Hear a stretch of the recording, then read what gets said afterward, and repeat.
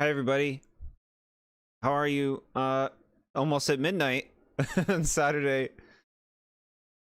Lovely to see you all. Very active tonight? Yeah. I'm in the mood to do stuff. Ramen, you're a late sleeper. Does that mean you're gonna be up late? When I asked you when you were gonna stream this game, I didn't think the answer was gonna be 2 hours after I asked. I didn't think so either. So here's the thing.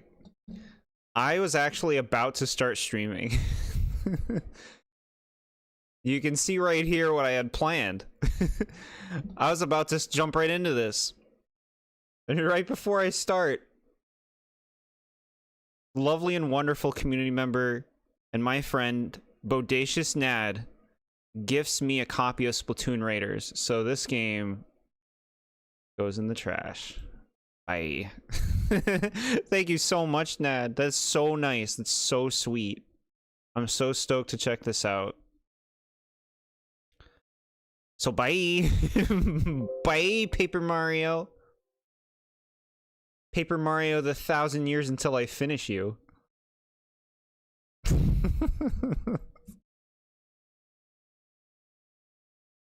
Alright, let me see. We gotta swap. I gotta swap my webcam to the not computer game webcam.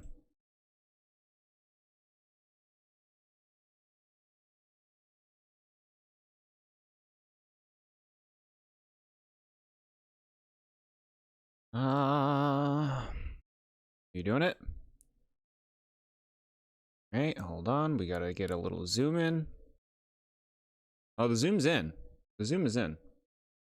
Okay. You might see my voice. See how look at that, my lips. See how it's off with my speech? We gotta do something about that too.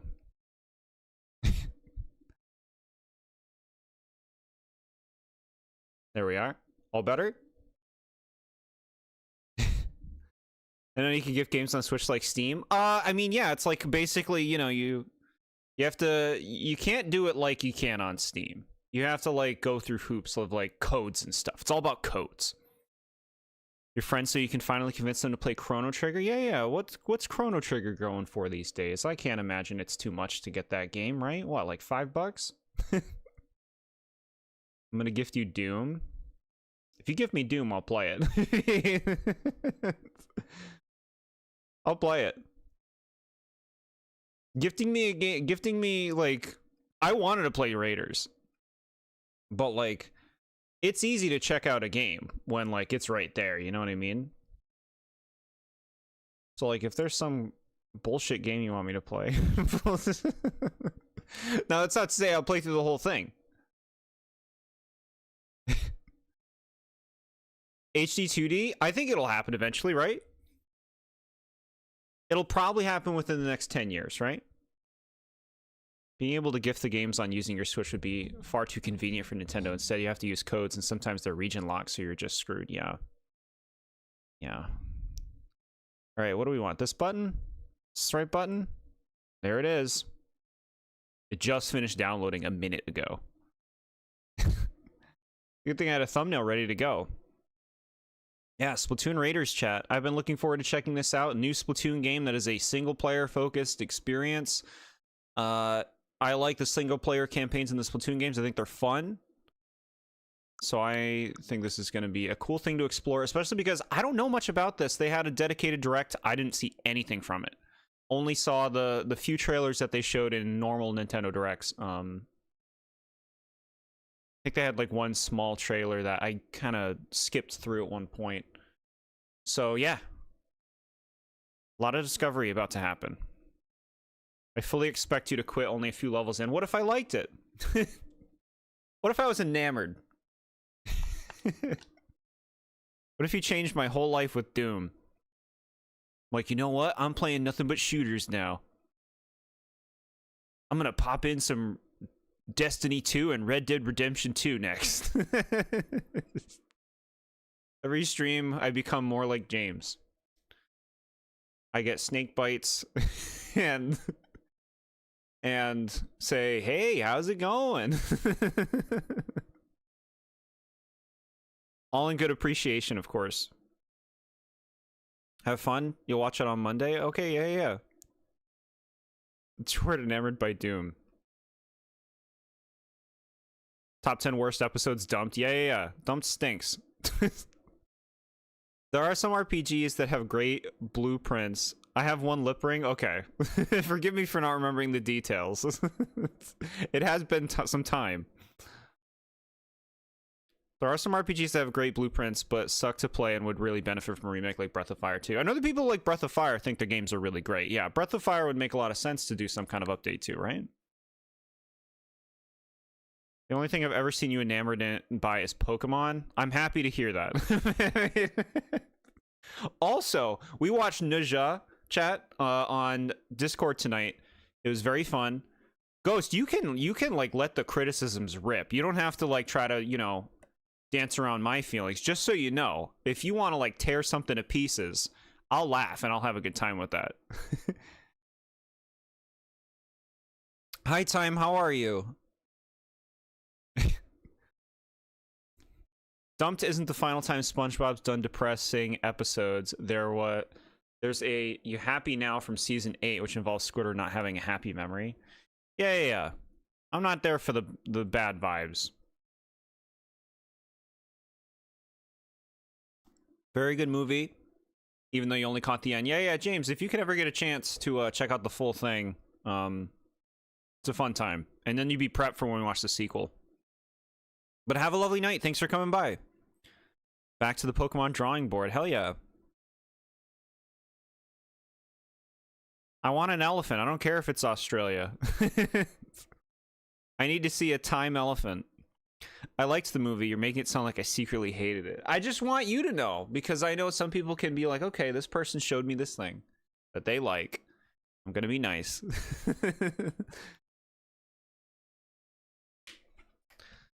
You still have to see it. Watch the first one, Ram, and then you can watch the second one with us sometime on Discord. You ask and you shall receive. Thank you. Yeah, you have to time. For your region, I need to see something elephant-like. Something.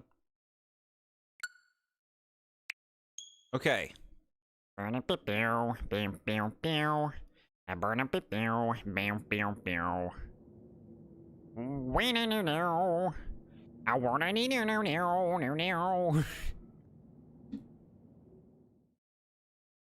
Select a difficulty. This one? The easy mode. I was planning on implementing one somehow, but I have to hop through some hurdles. Elephants are your thing, pretty much. It's okay. It all doesn't have to be one-to-one, and you could do something to, like, Australianize it, right? Is one skippable? No, one is not skippable. No. No, that's like saying, can I skip Egghead in One Piece? Like, no, you can't skip Egghead. You can't. You won't know what's going on. Please don't skip the first one. Yes. Watching the Fallout show? I've heard good things about the Fallout show. I don't think I have any interest because I don't like post-apocalyptic stuff generally. Ignore the fact that we're about to play Splatoon. Generally. You're going to be making a couple of them, one of them being Toxapex? No. Convergent Pokemon can be cool. They can be cool. They just, to me, it's the issue of they don't feel like they're their own thing. You know what I mean? They feel like an extension of an existing Pokemon, but they're also taking up a new slot. But no, go for it. Go for it. I think they can still be cool. Newest chapter, Luffy is getting demolished. I didn't read it. So don't tell me that. But I like what I'm hearing. I like what you're building up. I have my criticisms, but I don't think any of them are major. I think the Demon and Dragon probably could have had more of development, friendship before the birthday, and some of the jokes are too juvenile. Yeah. No, I get you. To me, it's like, it's kind of learning about the culture, right? To me, it's like, this must be more common in like Chinese media, right? You figure if they have like such a big focus on like potty humor, you got to figure like that must be more common in their country and in their media in general, right? Tougher battles, we don't want that. The standard difficulty, easier battles so you can progress through the story faster. I like what I'm hearing, but we'll do Raider. We'll do Raider. Doesn't like post-apocalypse, yet loves Pikmin, where all the games take place in a apocalypse. Not proven. Not proven. It could be a planet that just has stuff.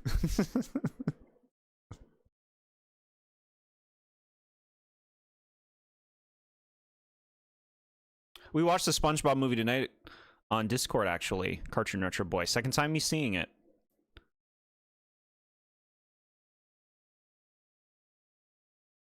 Slow pacing.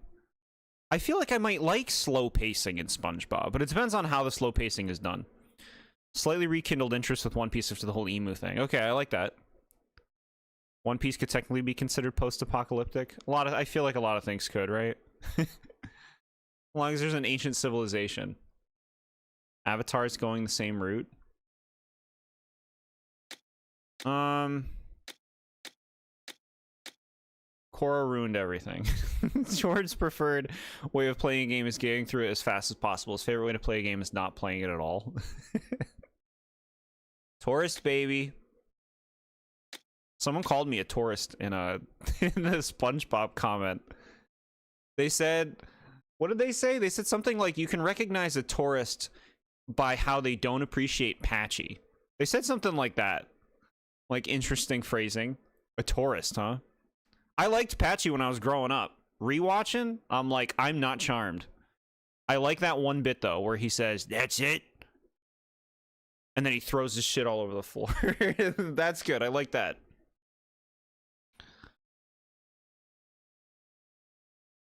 Seasons 6 through 9 have slow pacing along with stretched out jokes. Oh, not stretched out jokes.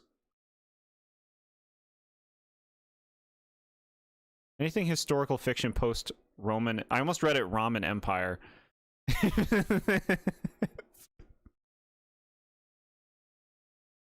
The Ramen Empire. A kiosk with an RPG on every corner.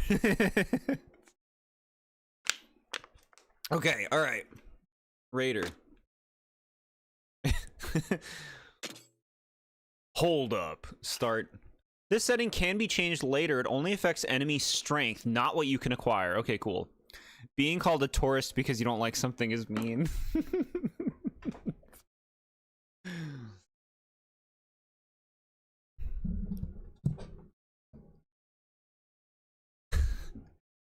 Everyone is forced to play RPGs daily to meet the quota. Yeah. Take your daily RPGs. Alright, I think I had to turn it up on my end.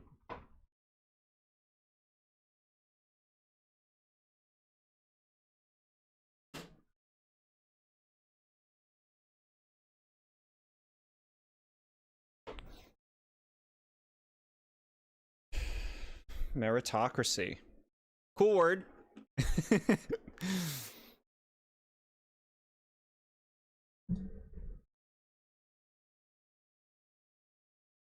If her forced to meet a quota, you'd be sad every day. One Fakemon a day. You want a Pikmin game where we explore the corpses of the humans so then it can be confirmed it's Earth? How can it be confirmed? How will I accept it?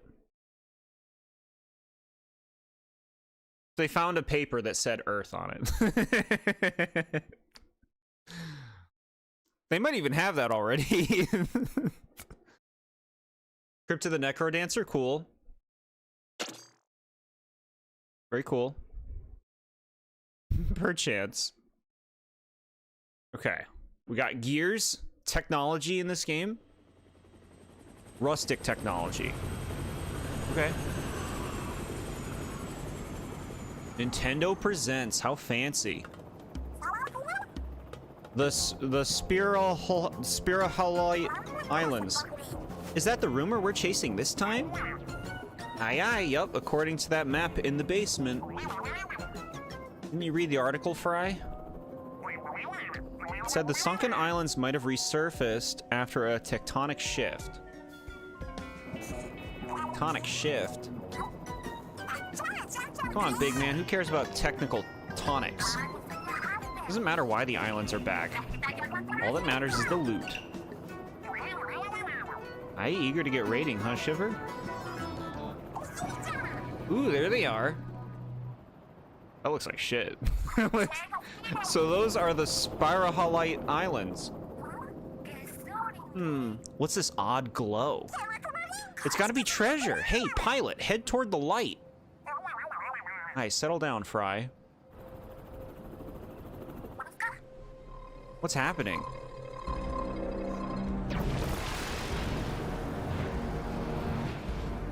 This looks cool. Okay. Get wrecked.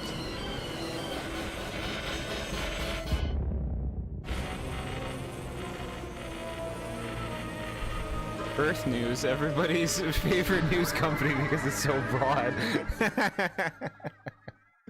Yeah. Put it in. Ow, what happened?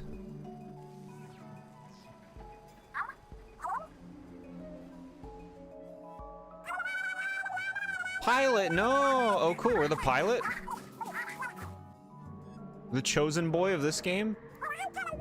Are you okay?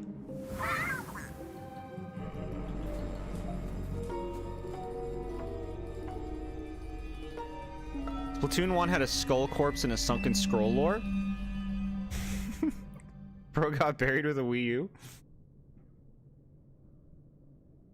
Fry's design is so ick to you, like a lot of Splatoon characters? Wow, yeah. No, I get it. I could see 1 month later.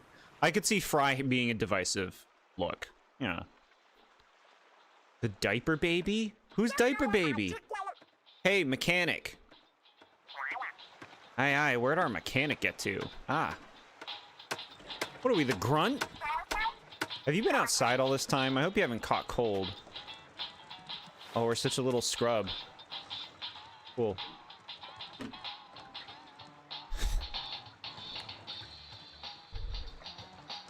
Just catching up on chat. I don't think anything's been quoted more than what's this icky paint-like goop in this community.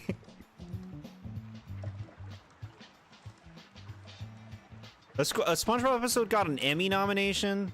Has that happened before, or is that the only episode? I too must be buried with my Steam library and D&D book collection. Give them to somebody who can use them.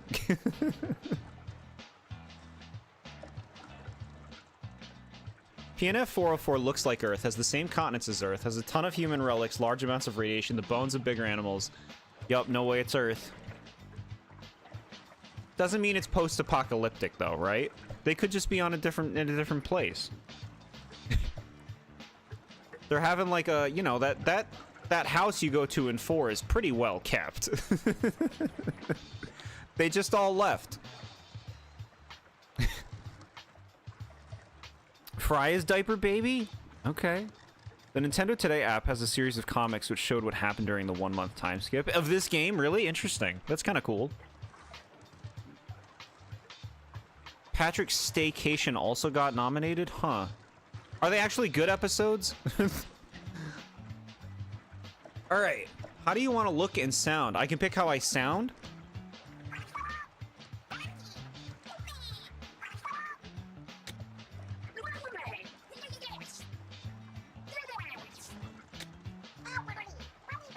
You sound the same in all of them. I guess that's boy? Is that the idea? Alright, what kind of scrub do we want to be? We started on that. The Pikmin Baby short implies humans exist in the universe. Yeah, Pikmin Baby short is canon. That's the prologue to Pikmin 5. Instead of Ochi, you have a giant baby that the Pikmin crawl on, and you crawl the baby around. The Pikmin have to like feed it and change it and all that stuff. They're going for something. At one point did the afterlife say to the pharaoh, sorry man, you can't bring all 5 of your chariots and like your dog? They couldn't say that. That's why they had to build such a big pyramid, right? They had to put all this shit in there. So it's an infamous episode that got nominated? Why'd they do that? Pikmin Baby Short is canon to Mother 3? Interesting. Wait for the Mother 3 remake. It's gonna happen one day. It has to. Everything will be remade as long as it's known. Wait for the next Star Fox remake, chat. You're gonna be floored.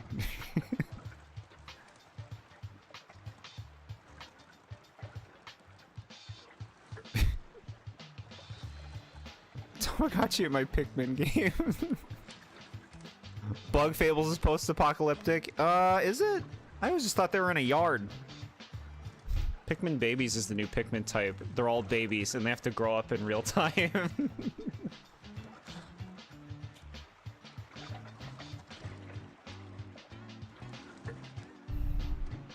Like you were when you first saw their redesigns. I don't know what you're talking about now. There's so many conversations. Okay. What do we like?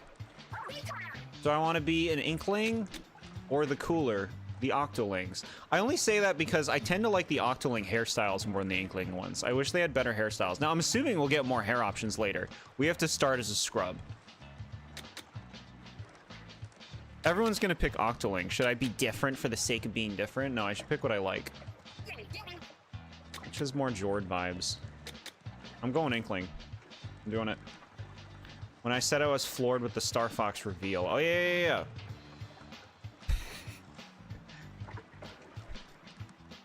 The last book in Bug Fables talks about, like, big fiery things falling from the sky, which are implied to either be meteors or nukes. I don't like that. I don't remember reading that. There you are. Can't really see your face, though. Here, let me just... Ooh, we look cool. There, much better. Okay, here we go. Already cute hairstyle.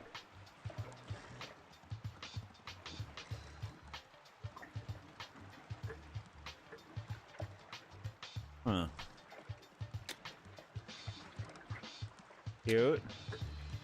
No. Interesting. You guys can't really see it. You get a ducky and you get a hanger. That's pretty sweet. What a silly thing to have. This is for the Zoomers. Kind of like the basic. This one's kind of cute too. I like asymmetrical design. Am I going nethead?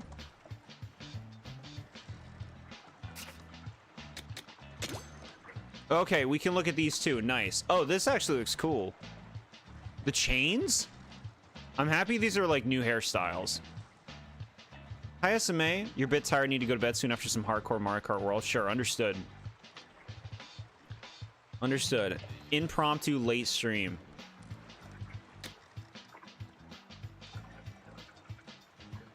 For the Zoomers.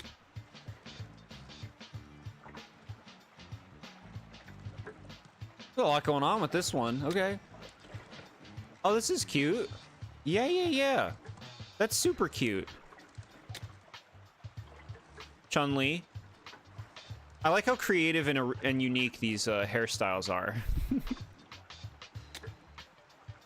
This is cute too.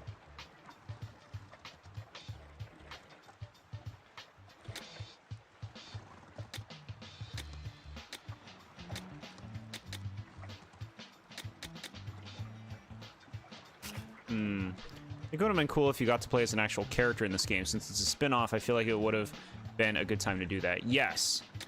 Yes, I've made some comments on that myself. Because these are pretty story-focused games. Like, they care about their story. And the fact that you're always playing some, like, nameless person that they incorporate into the story, like... I don't know, make them talk or something.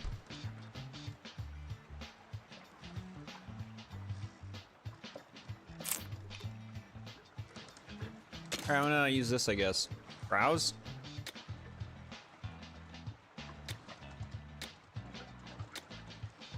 Ooh. The main games, you get it. It's a multiplayer shooter, so make an avatar makes sense, and the story is secondary, but in a spin-off, it feels weirder to you, yeah. They like... It's a big thing with Splatoon at this point, is Splatoon OCs, player representation, designing your character. Like, it's honestly a huge part of the series, so I get why they keep it in. And I do like expressing myself. It's just like it's a weird thing to also have a story where the character matters, yet they don't talk, you know?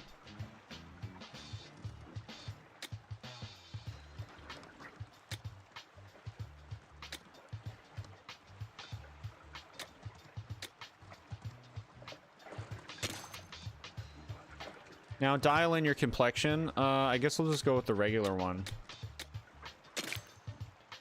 The default. Freckles are too cute. The eyes? Alright, what do we got? Look at these freak eyes down on the bottom. Pretty, though. This is like, I'm evil. Blue pops. I tend to pick a different eye color in every game. And then I never change it. I've done green. I think I've done red. I think I've done pink. It's pretty nice. Those are striking.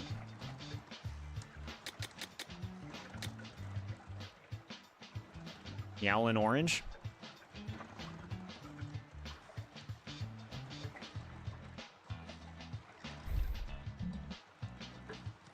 I'll give the Splatoon single player OC this. At least you're not some chosen kid who is destined to save the world. Yeah, yeah. At least you're a part of the rest. You're right about that. You're right.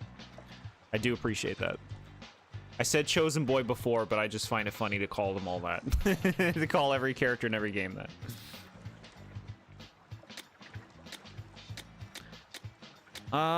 Ones that pop. I like ones that pop. The purples do look pretty cute.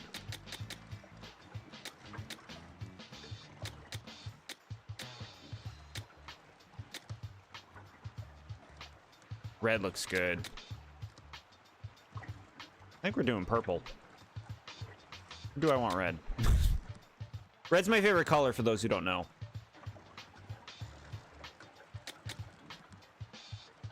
Going red. Yeah, yeah, I love it.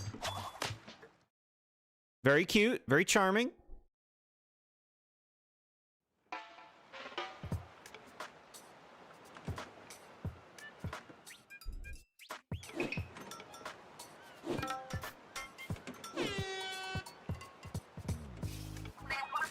Well, this marks day 31 since our crash landing. What's on the agenda?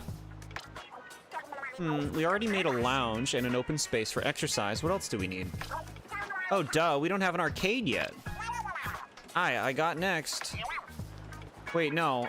Now's not the time for games. We're stranded in the middle of nowhere.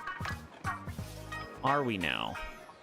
I can never tell when you're being sarcastic. Come on, guys. We really got to get back to Splatsville. But here you are, doing nothing but making our base comfier. My bad, I just wasn't expecting our ace pilot to also be a top-notch mechanic. From ships to cranes, you name it, the mechanic can build it, and I guess I got carried away with requests. Be that as it may, our break is running a bit long. We should start making plans to get home.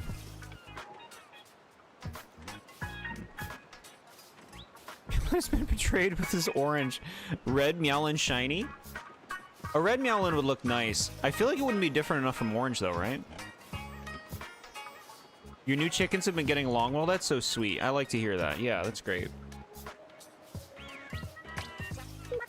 Yeah, and plan A is to make the hideout ship move, right? Easier said than done. I still don't know why we made it so big. If only Master were here, we could have him tow us. Master is a shark, for those who don't know. Is a big shark.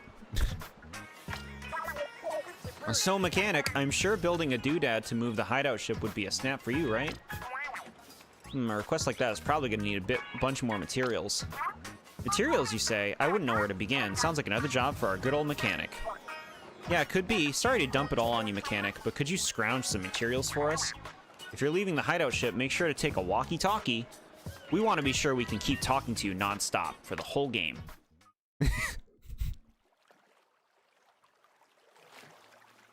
Birthday's coming up in a few weeks. I want to play something that I want to play that's fun. I'm going to be seeing my parents that day, too. So I'll be streaming a little bit later in the day, or kind of a normal time, actually, for you guys. So you won't notice. I'm getting up a little earlier to meet my parents.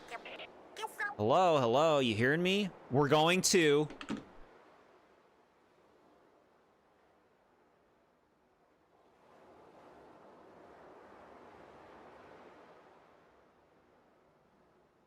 the Olive Garden. Yowlin approved. SpongeBob Season 2 is the first season with a wacky twist ending in episodes, because in Season 6, there was multiple episodes with a twist ending that ruined an episode. Wacky twist ending. So, like, you mean, like, Shanghai, like them turning into fruit? Meowlin Shiny is Meowlin's brother.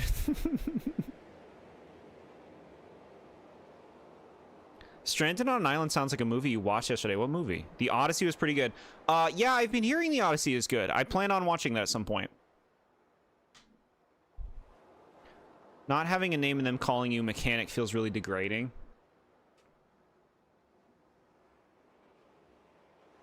Maybe they signed off on it. Like,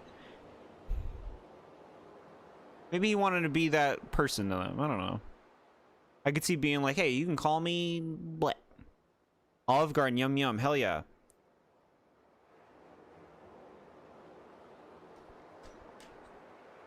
All right, this looks cool. Mechanic, do you read me? Connection secured. Now go get us some resources. And don't fall in the ocean while you're at it. I see something shiny already. We might have a use for that thing, so go grab it. Okay, it is moving it along. Like, it's... Like, for example, they just snuck that in, like, don't fall in the ocean. They're not tutorializing me on you can't go in the water. They just snuck that in. That's good. That's good. Let's hope the dialogue keeps it up like that. Plankton's regular from Season 6. Karen paid him. Well, that's nice, though. For Plankton, was Plankton happy? What if we didn't call you Jord? We just said YouTuber whenever we referred to you? I don't know. It doesn't sound too bad. I do like it when people call me by my name. See that mysterious shard just ahead? Move the controller and line up the reticle. All right, we got level 1 in the bottom left. We got like probably a health bar. There's something in the top right. I'll show you all. Look at that. There's like a blue thing. I guess it's the thing we're shooting. Baseline view. Press Y to return to this view anytime. Collect shards as you move forward. Okay. A YouTuber, go left. It's funny as an ironic thing to say.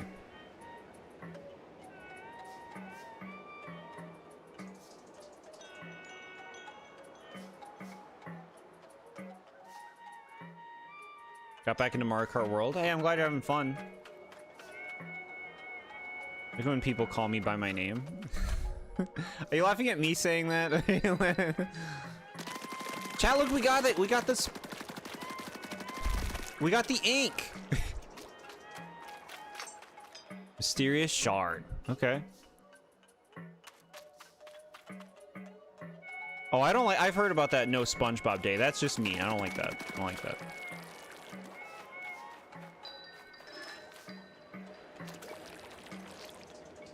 Ooh, we gotta get these.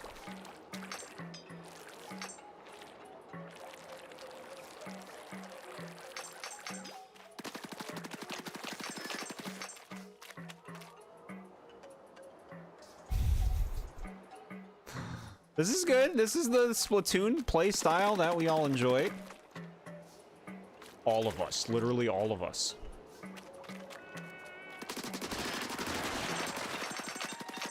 Okay, give me all that. I can't wait to farm this currency later. For things.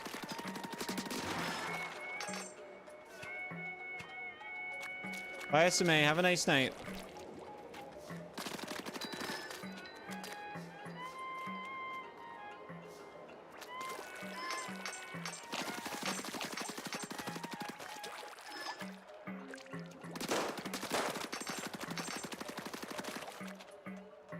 You guys hear what Miyamoto said about Splatoon? How he said, originally they were like, why not just use Mario for the game? But then they created the Inklings and they were like, oh yeah, this is good. We'll use them. Why not Mario? We'll call it Mario Prime 4. People won't even remember what Metroid is. They'll know Mario. I know it's a different example. This is funny to me. Doesn't it look like you could ride that wooden board floating there? Yeah, see, look, this is nice and minimalist so far. The tutorials are quick, snappy. It's immobile. Ooh. Oh shit, I'm missing stuff. No, reset. Actually, reset the game. I don't think we've been this way yet. I didn't see them until it was too late. Are those salmonids? Whoa, are these islands the site of a salmonid turf war? They look like they're spoiling for a fight. If they see us, they'll attack for sure. All right, so I hate this like talk in parentheses thing. They do this with Yoshi in some games. Like, just have him talk. You don't have to put like I and then have parentheses.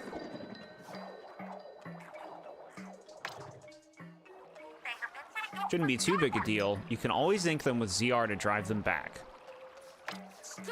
Go for it, mechanic, and don't freeze up. Alright. How bad was Prime 4? It's worse than the first 3 Prime games. It gets some things really right, like the art direction, the sound direction, like the music and stuff. And it has like a nice core for a game, but the actual game just feels like significantly reduced. They tried some new ideas. I don't think they worked out. I don't like hate the game or anything, but it's not a very compelling game. It's an iconic bit, yeah. Chat, what do? Do we start the whole game over? Big man speaks his own language, I guess, and everyone knows it. Just have him speak, then. I hate that with Yoshi. Sometimes Yoshi's just like, hey, I'm talking. And then other games, it's like, Yoshi, Yoshi. And then they tell you what he said anyway. Chum, small fry. We know these things.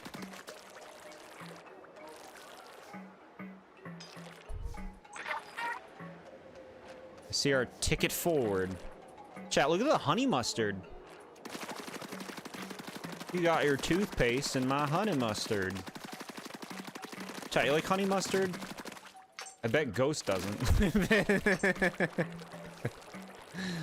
Because it's not ketchup. Probably likes ketchup because it looks like blood. Be like, look, my fries died. Nom, nom, nom. You're calling out your viewers.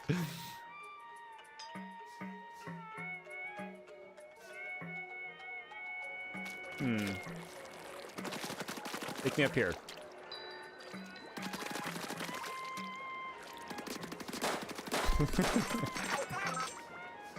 Way to spot those balloons. Ballons, as some say. Or ballons. They should have Yoshi only speak in riddles just to annoy Jord.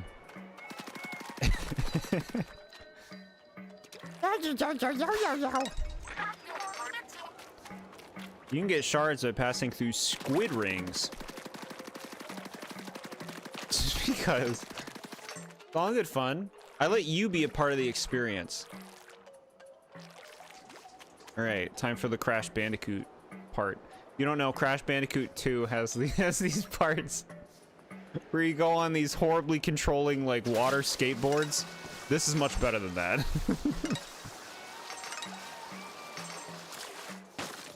Sick. Honey mustard is gross. There we go. Yeah. Honey mustard is tasty in your opinion? Yeah, I like honey mustard. I like most sauces. I can't really think of any I don't like. What you think about me is very accurate.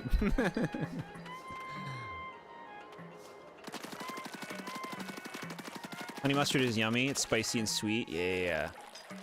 It's good stuff. Whoa, that's a big one. Ooh, the big boy. Oh, it's just a big sweet doggy. Time would like this thing. Time, if you're here, look at it. Looks kind of strong. That's a boss if I ever saw one. Psh, one boss, you've got this. So this is like a new boss salmonid? I'm intimidated. Okay. Salty tongue. You were right there. You were right. There was nothing to worry about. A baby gamer. Check it out. The salmon had dropped something. And it's our job to pick it up. Okay, so, like, I'm thinking more about the fact that this game had a difficulty level at the beginning. I guess, like, you could have multiple playthroughs of this game. This is, like, going to be a replayable game. They drop weapons? Mustard mine. Huh. What are you? Okay. Flamingo Splattershot Jr.? Oh no. Does this game have breakable weapons? You have to spend your mysterious shards to buy new weapons between every level.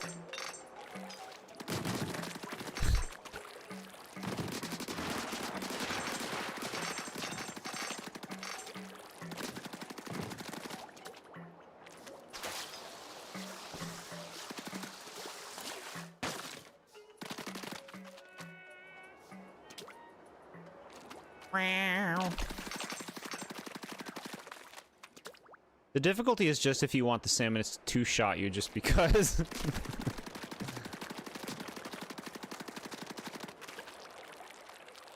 Also, I wanted to say, Nad, that comment you wrote was really funny. I meant to point it out about your siblings thinking that the movie was weird. Have them watch it. They think it was cool. Maybe it was just the people you were with. All right, what's this? What is that? Some kind of machine? Do you think the Fry Cook games should have been a longer episode? Because I would have wanted to see more events in the Fry Cook games. Yeah, I say that in my when I talk about it in my ranking video. I say that, like, it's one of the episodes that I think would have benefited from being double length. Like, Fry Cook games has a lot of potential. I also said that about Welcome to the Chum Bucket. I think that could have been double length. And SB129, I said that about, but then I also looked at UGG, and I'm like, well, look what they did with UGG, though.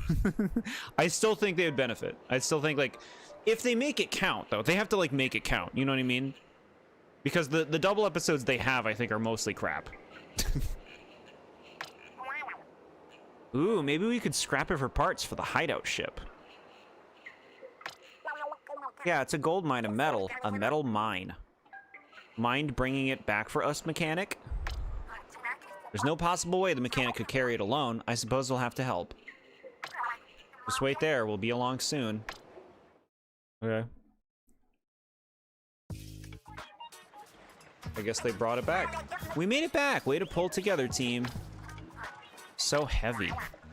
There's a lot of rust on this thing, but I think we'll get some good parts out of it. I'll start breaking it down. Not so fast. The more I look at it, the more this machine looks like some kind of vehicle.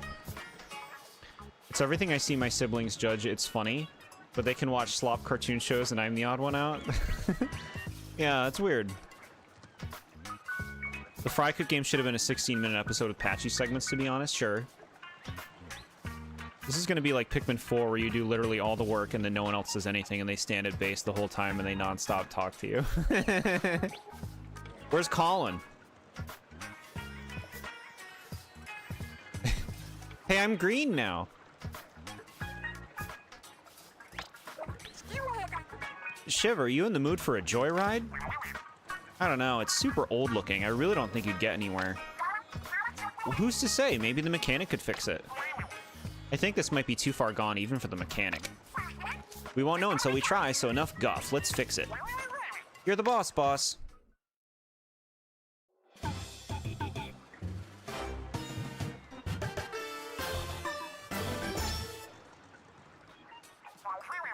Looking good as, well, not new, but with the rust off, it looks pretty sweet. Turns out there was a bot under all that gunk. Great work. Now that we've done it the favor of a cleaning, this bot should return it by letting us ride.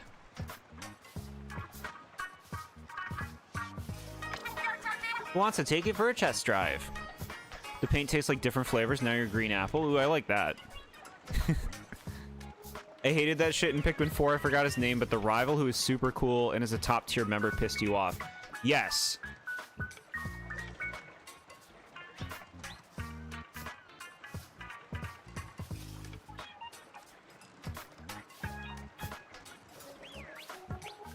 rival who is super cool? Wait, I actually... Dingo? Dingo's not cool, though. But he, like, talks a big game, doesn't he?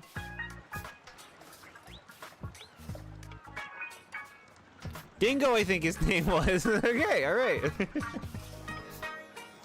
There's Dingo and Yanni, all the memorable characters of Pikmin 4. Shepard. Bernard, Bernie. Is that his name? Bernard? What's the scientist called? Nasty Patty from season 3 had a lot of deleted scenes. I watched that one. Discord people. Nad let me in on these like storyboard episodes. They showed me Mermaid Man and Barnacle Boy 5, and then I found the Nasty Patty one. I actually saw all the crazy different scenes. It's impressive how Pikmin 4 got me to hate literally all of its characters. Midnight Jord. Jord must be bored today. Hi, Media Overlord. Yeah. Splatoon Raiders is here. Courtesy of Bodacious Nad. We just got started. We haven't really done much. We like just did a very basic tutorial. Right now, it's way past snack time. Yeah, I'm dead on my fins. Fine, I'll catch you later, bot. How many snack breaks has Fry had today anyway? Oh yeah, Mechanic, did you check out the stuff we picked up? Try equipping the weapon you found on that island. Yeah. Dango. First, select which gear you're changing. This time, it's your weapon. Water Wing Splattershot Jr. is what I have now. Weapons have levels. The higher the level, the more damage is dealt. If you're not sure what to use, let the weapon level be your guide. Now equip your new weapon and press B to go back. Shot 16. Nimble Shooter optimized for ink efficiency. Look at my cute little pose. Okay, so it's just stronger. And it looks stupider. Weapons that are easy for anyone to use, with a high rate of fire and no quirks, they allow a lot of flexibility when fighting. Yeah.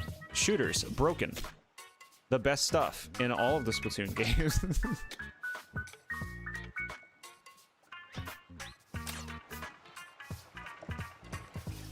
If you miss a weapon or material that shows up during a raid, don't worry, it'll be collected automatically. Even if you don't pick it up when you see it, it's still yours. Ooh, looks like Fry's done snacking. Alright then, let's check out that bot.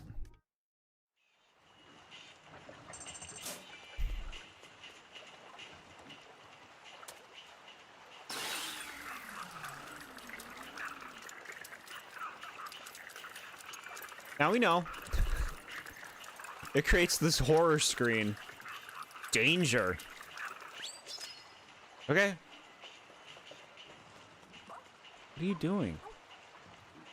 Oh my god, it's like Neja. It's like play your game still.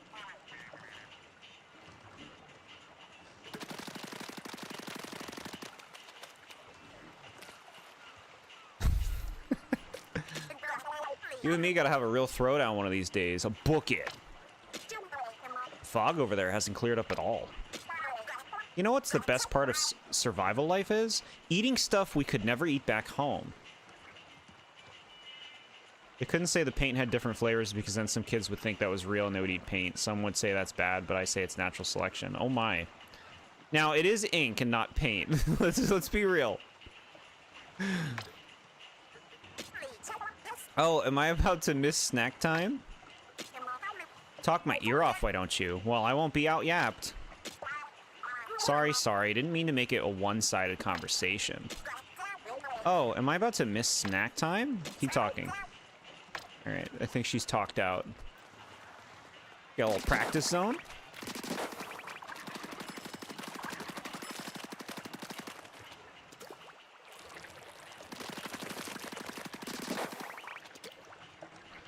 Thought it was paint since the first game.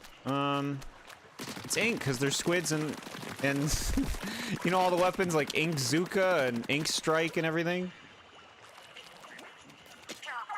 I've gotten pretty used to these clothes and this hairstyle.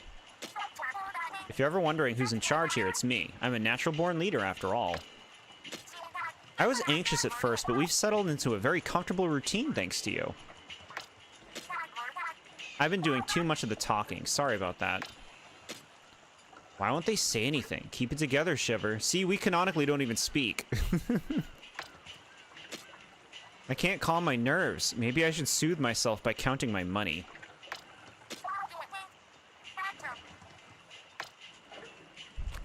One of them is literally a paint roller. Yeah, this is being clever. With application of the ink. All right, what do you have to say? I wonder who made the bot and why. I hope we can get back to Splatsville soon. I'm getting antsy without a net connection. The sound of the waves is so soothing. It has a different feel here than it does from the beach. Okay, so Shiver will start with that number, and then Fry will follow with this song. Oh, I'd better make a note about that thing before I forget. Mechanic, shouldn't you be heading out? Okay, so Shiver will start with that.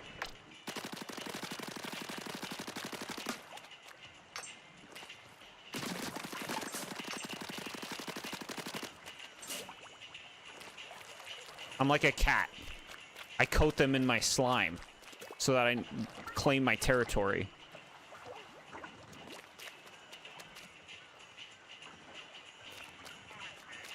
Crash removed his speech. That's so dark.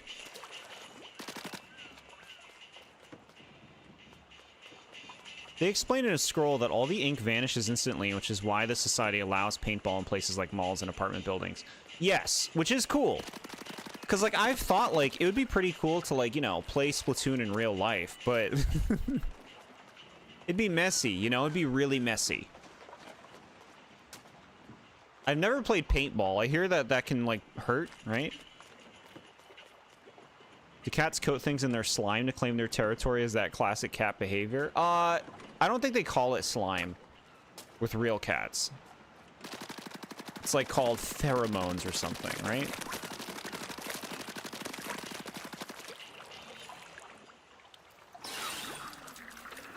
It's over. Cats is the next OC in Splatoon? What do you mean? A cat? They have cats. What's this, like, torture chair?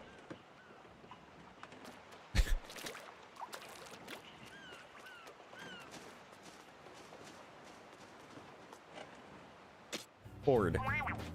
Oh, hey there, mechanic. I set this up so you can review anything you've learned so far. It's ready for you whenever. Is there anything you want to look over right off the bat? This is Jiminy's journal. If you see anything interesting, feel free to have a look. Briny scrolls. Spiralite Islands appear. The Splatlands are in an uproar over the appearance of mysterious islands due to a seismic shift. Some think these are the fabled Spiralite Islands said to have sunk into the sea long ago. Investigation plans include the dispatching of a survey team just as soon as the team leader returns from a vacation. Why are we doing this? We're pop idols. Oh my. Splatsville plunges into debt surpassing 60 billion G. The festival and massive donations briefly boosted the economy, but it is once again in trouble. Excitement over the surplus may have prematurely loosened purse strings. Why are they in debt?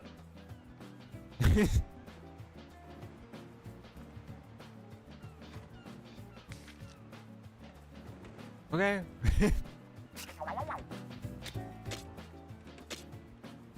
Lesser salmonids. Chum. Chum have frying pans and they frequently appear in groups. When they smell a target, they approach it and attack it with their frying pans. They are exemplary of fearless lesser salmonids and are the most numerous and common enemy of the Spiralite Islands. These enemies are easily defeated. The frying pan attacks are fairly strong, so don't let your guard down. I have to defeat only about 3,000 more. And then there's another unlock. After the 3,000, then we got a new goal. I hope the first Splatoon spinoff is about saving the economy. Maybe that fish we saw is gonna be evil. Evil villain. Okay, fun facts. I guess we don't have any fun facts yet. What they lack in size, they make up for in speed. They approach their targets in schools and attack with spoons. Aw, look at them with their little spoon. They don't have much health, so entire groups can sometimes be taken out by attacks that have a large area of effect.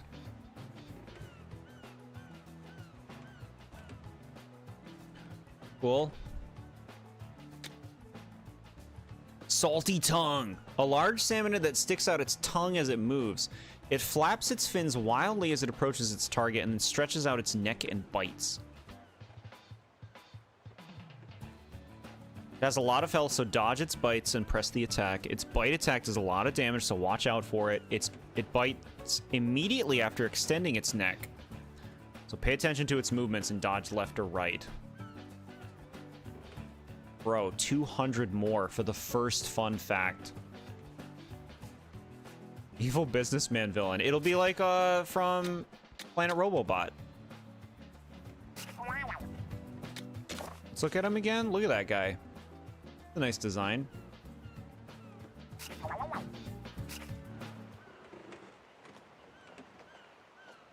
They'll have like a crossover, like the next Smash. They'll have like an evil businessman part of the single player. It'll be this new guy, it'll be the guy from Robobot, it'll be Grubba from Thousand Year Door. And any other evil businessman that you can think of from Nintendo games. I think there's a lady in Triforce Heroes that might count.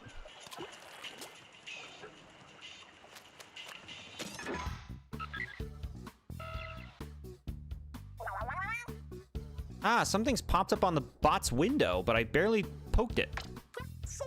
God, no fair starting without me. What is this thing? Looks like a map of the area around here. This bot comes equipped with a radar. The map is showing spots where the radar is pinging.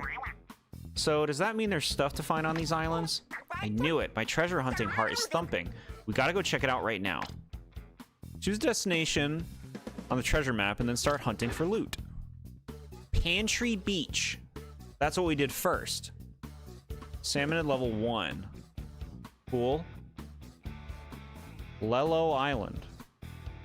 Nintendo is the villain in the new Smash game. They're the most evilest businessman of them all. They like make like someone who clearly looks like Miyamoto just for fun as like the villain. The plot is that they want to turn the roster into amiibo so they can sell them to scalpers and become rich. That'd be cool.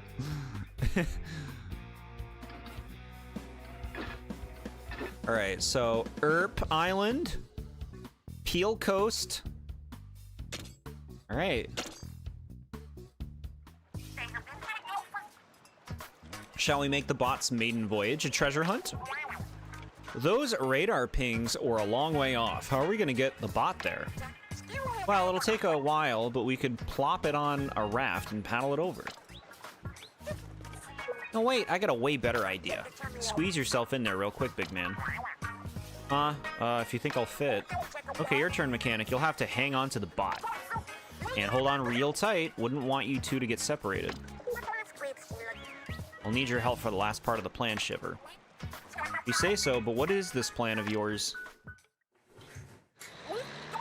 Bot check, mechanic check, destination. Do I have this right? Not quite. There we go. Here goes nothing. Brace yourselves. It's fun.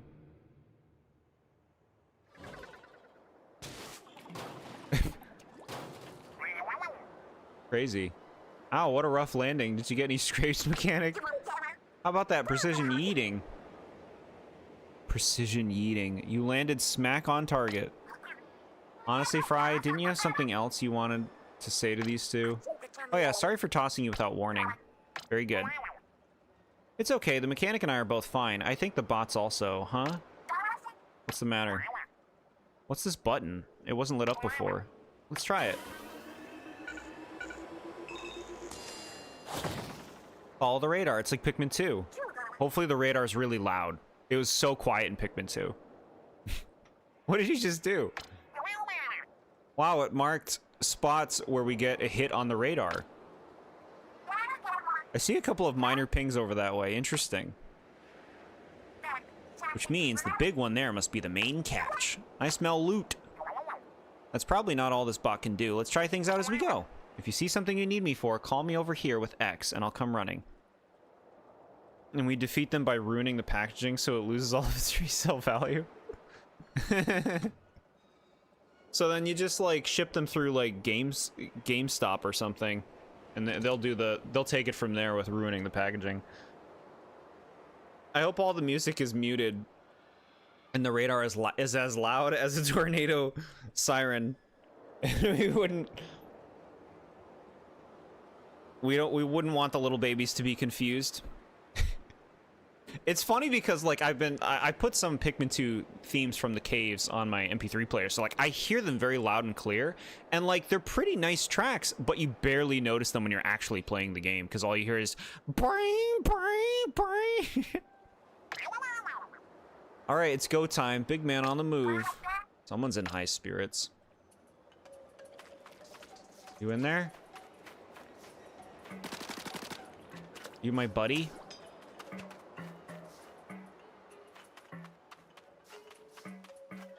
I'm your buddy. Salty Tongues bucket. Got your bucket, bro. Baby's first Splatoon game about the economy? Yeah, maybe. I want to see it move. It just kind of scurries over.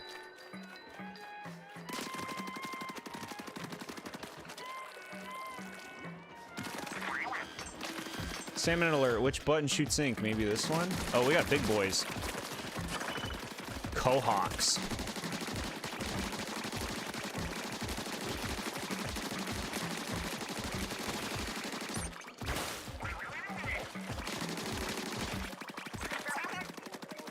You're both doing great.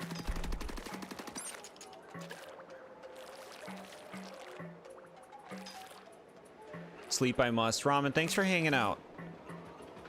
Get some good sleep tonight. I haven't forgotten about Kingdoms of the Dump. We'll find a time. I'll check in with you first to make sure. And we'll give it a nice go. I got renewed resolve. I got renewed resolve.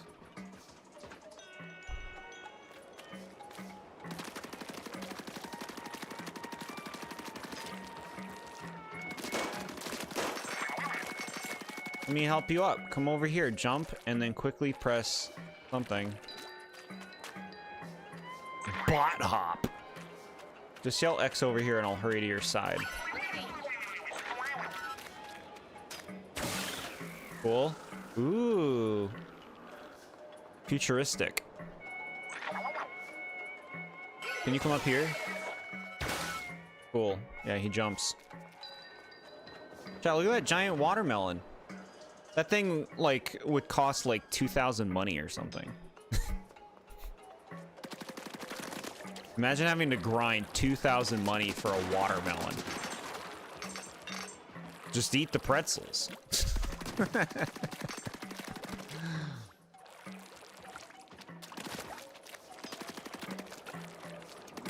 Chat's like, what are you talking about? Think you can use the nifty bot hop to nab out of reach squid rings? Once you catch some air, you can move around to Drift Town. Yeah, cool. Anything down there? I see a thing down there. I think you're gonna want to drift first. Okay.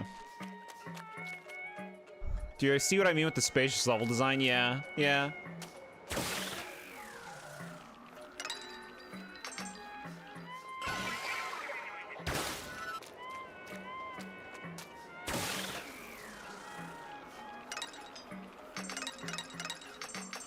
Sweet.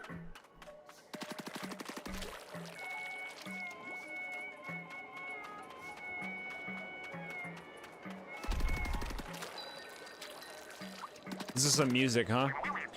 Look, mechanic. That crystal must be what pinged on our radar. Hold on, the bot's HUD is flashing a message. Drill ready? Does it want you to use the bot's drill to break that crystal? What's the harm in trying? Even if it breaks, one crystal's not worth much. You always know how to get to the bottom line, Shiver. Alright, I'll give it a try.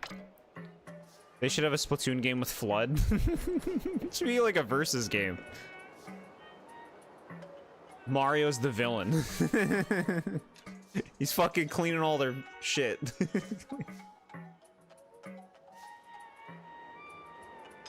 Honestly though, like, you could easily see them making a weapon that evokes Flood's appearance.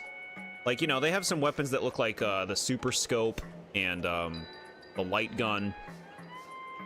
And they even have a reference to Sunshine in Splatoon 3. So, like, a Flood Gun, it's easy to see. They could even have, like, a Bowser Jr. Paintbrush as a weapon, as, like, a variant of the brush. They could do that. Stand next to the crystal and press X and call the bot to drill into the crystal. If any salmonids are nearby, you'll have to deal with them before drilling. Okay, mechanic, go up to that crystal and call me over there. Let's get cracking.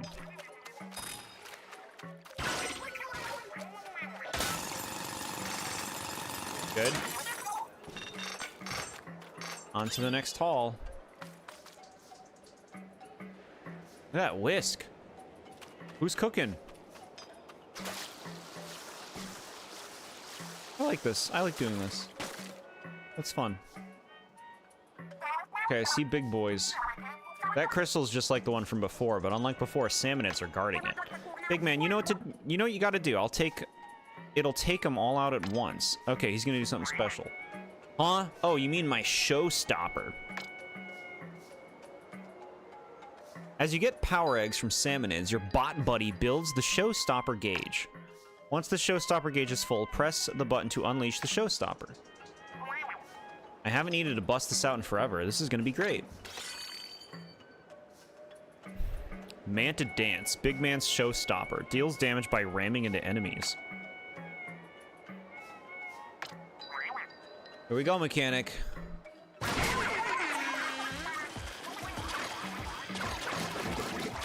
Oh, cool. This is some Sunshine stuff. That was fun. I become the Phantom Manta. You did it, mechanic. That big old salmon had dropped a huge power egg.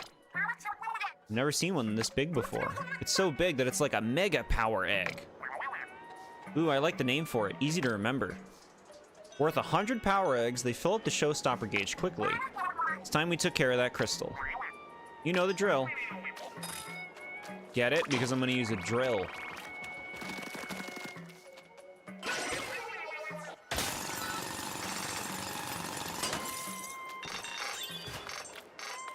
I'm still waiting for them to kind of introduce like some kind of grind element to this. So far it seems all pretty straightforward, which is good.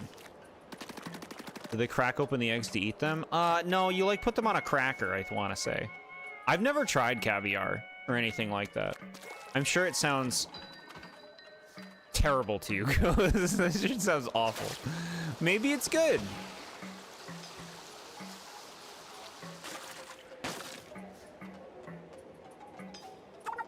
Look at that, it's so shiny. That's a fine looking crystal. No wonder it set off such a big ping on our radar. What kind of treasure do you think it's hiding? Go crack it open with a drill, I gotta know. Is anyone else seeing that strange lid? I don't like the look of it.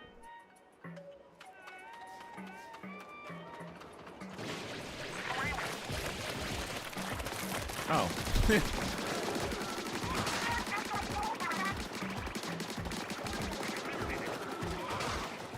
Leave him alone.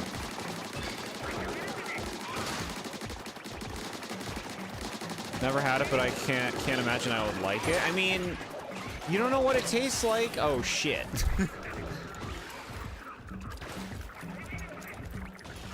Hold on. Hunter Graham, hi. If the Pibby glitch took over Splatoon, who would survive? What is that? Is that spoilers? I don't know about no Pibby.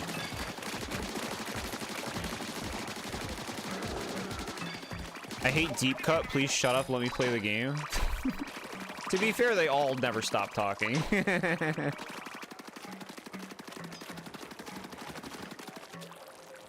It could be worse.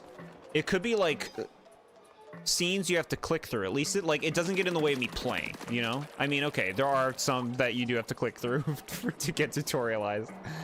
So I get it, I get it.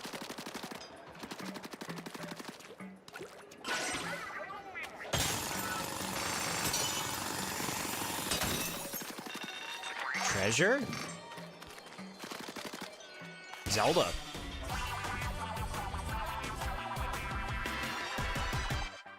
Okay, I like that end thing.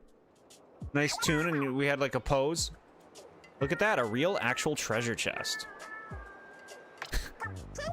Yes, so the bot's radar does detect treasure. All right, mechanic, big man, haul that chest back to the... Huh? Shiver, what's up? What are you guys doing here? God. Fry. The signal's dead. Sounds like something's happening on the hideout ship. Are you as worried as I am, mechanic? They said, what are you guys doing here? My guess is Squid Sisters or like Captain Cuttlefish. That's my guess. It could always be worse. There could be a dog that they forced into the game that completely ruins the series, actually. What are you talking about? What dog? And whenever the dog's not on screen, somebody has to say, where's the dog? Let's hurry back. Okay. What if we went back and they were just, like, executed? Pirates got them. We forgot to plan for a way back. That's a lot of water to cross. Oh. It's Mega. Is that Shiver? We got the eels too? Yeah, here they are. Sweet. This is nice. These are important to these characters, you know? I'm glad that they're here. And Fry's right behind her. Don't worry, the shark and the moray eels are with us. We can make it if we put our fins together. Hey, over here. I think it's sweet that these animals came to their, like, friends or whatever they are. Surprised to see us? It's fine if you are. We were surprised to see these guys, too. I can tell you're lost at sea, but I'll explain everything later. Take us home, Master Mega. And bring the loot. Aw, cute. That Master Mega has some serious brawn, Shiver. He zipped us right back here in no time. They completely sell me on the game.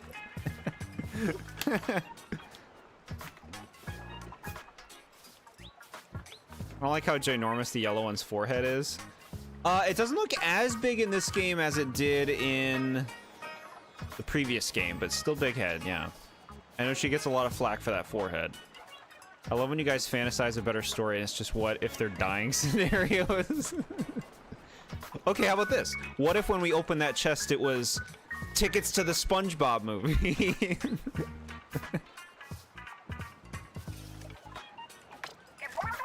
That wasn't even his full power.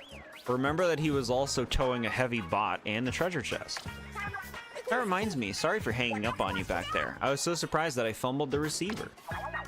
In fairness, I wasn't expecting that shark and your eels to come looking for us either. That shark. We should probably mention for the mechanic's benefit. I'm a shark tamer of the Hohojiro line.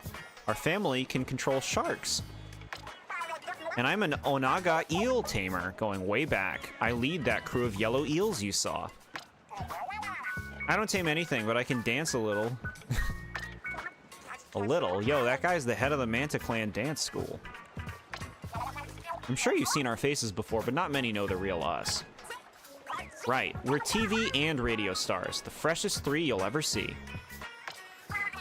For the sake of the world and all its people, we dashing and gorgeous thieves hunt for treasure. Masters of legendary abilities passed down for generations through 3 Splatsville families. You know our name. Ready, set. It's deep cut.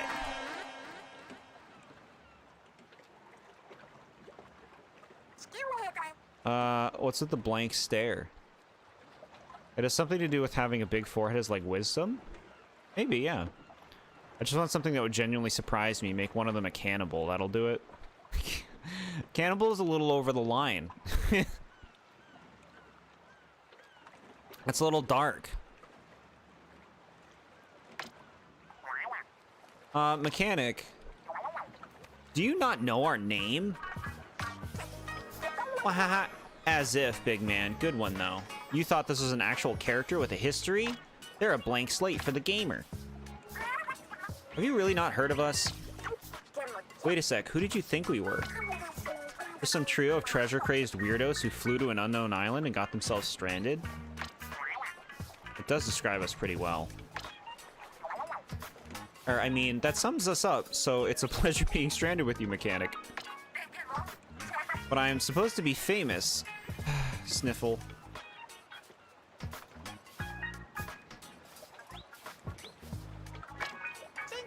Oh, did you catch that? Shiver's good enough to take the silver in a Crocodile Tears contest.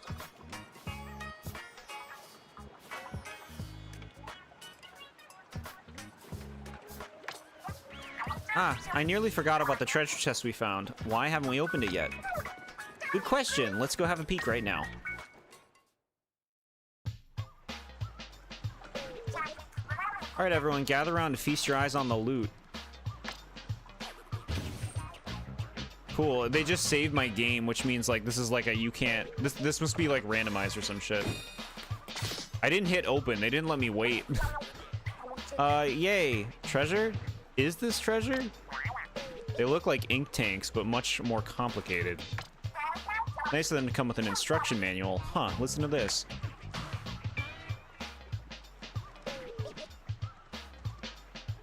They're not people, they just really like calamari, so they can get away with it. There's like a really... When I was rewatching SpongeBob, actually, in the Fry Cook games, there's this really disturbing part where like part of the audience gets fried on the spot, and then this guy starts selling them to like other fish people. Like, it's actually so effed when you think about it. He's like, get your fish sticks, but like they're fish. Imagine humans in a stadium and they get fried, and then somebody's trying to sell the humans meat to the other humans. Like that's what it is. That's what's happening. They have a Japanese Splatfest. Which tastes better, squid or octopus? To me they taste similar, but octopus has more flavor from what I think I've had. But I've barely had either.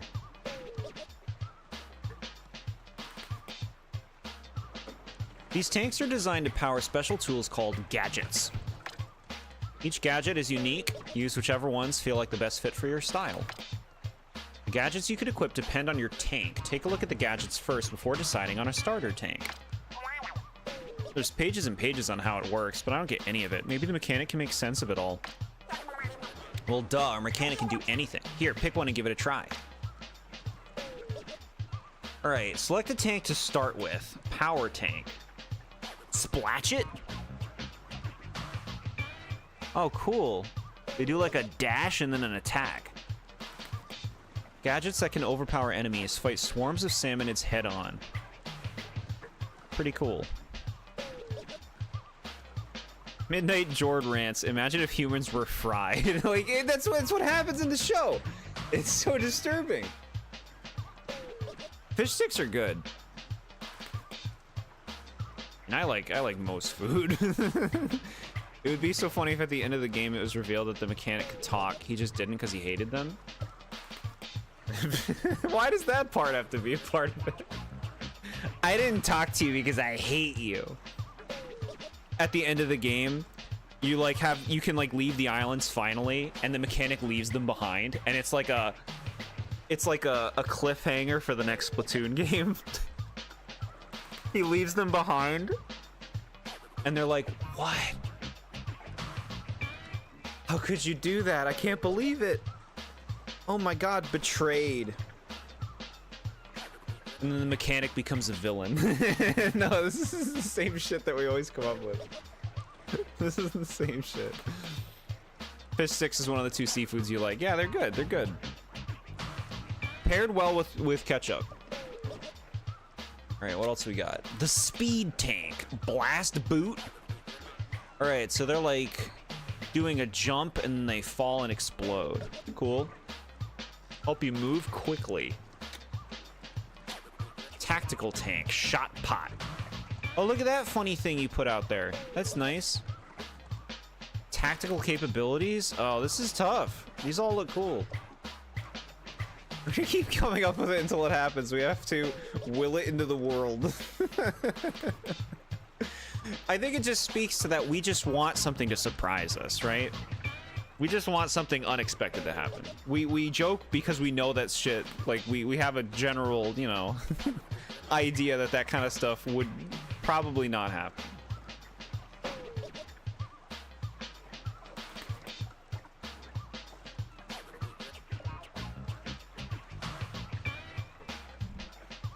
My eyes are getting watery. Just wiping my glasses. They make me hungry again.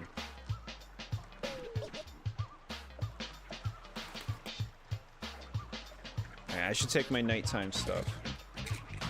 Allergy medicine.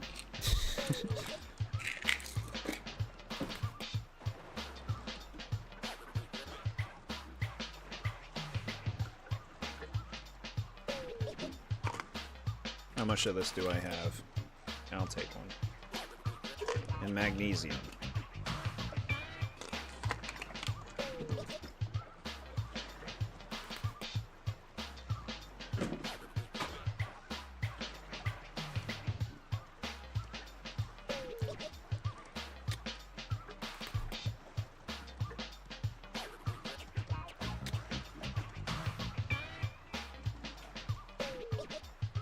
This seems really good.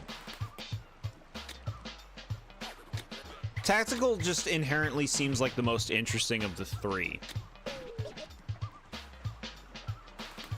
I like what power does, though. Power might feel the most true to the kind of way I tend to like to play games.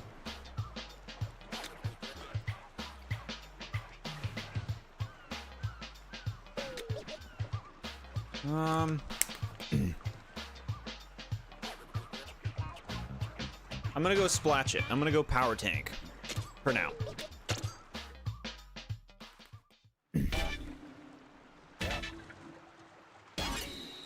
We look cool. That's so cool, and it fits like a glove. A little small for me, though. Aha! So you use gadgets with R. Try it out on that target. This is just practice, so no need to be perfect. Once you're done, take your time before moving on.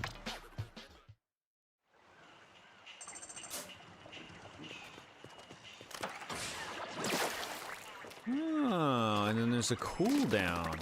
Okay.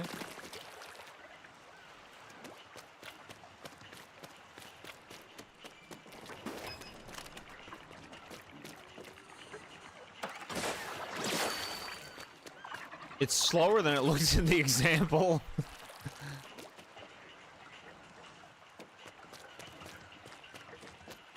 They die if they go in the water? Yes. We've fallen in the water once so far.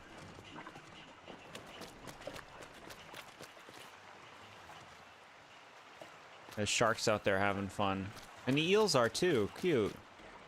Adds some life to the location, right?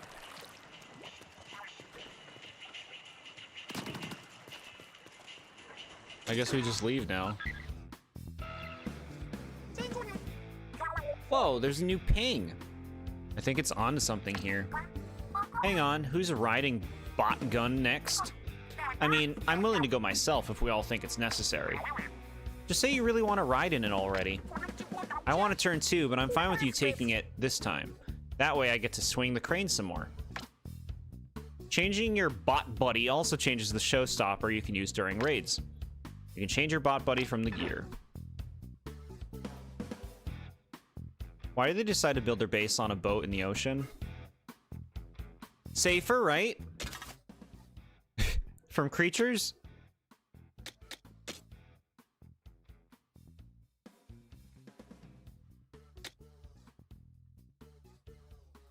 Alright, I'm gonna do Shark Bite next. Shiver rides Master Mega in a straight line to attack. Cool.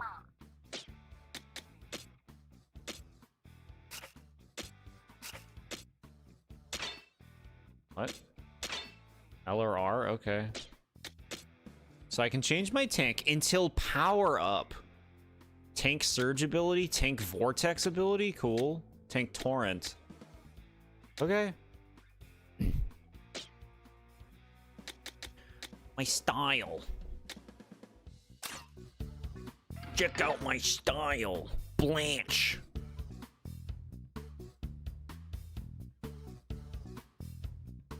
That's one of the Golden Girls' names. Hey, Blanche. Blanche Seaway. Yeah.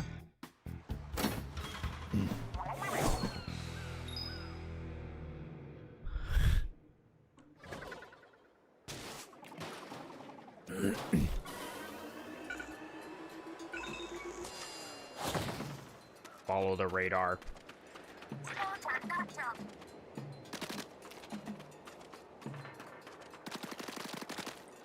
Nothing. Didn't know you were a big Golden Girls fan. I've seen every episode multiple times. It's been a long time since I've last watched it, like close to 10 years. But there are some good episodes. There's some good jokes.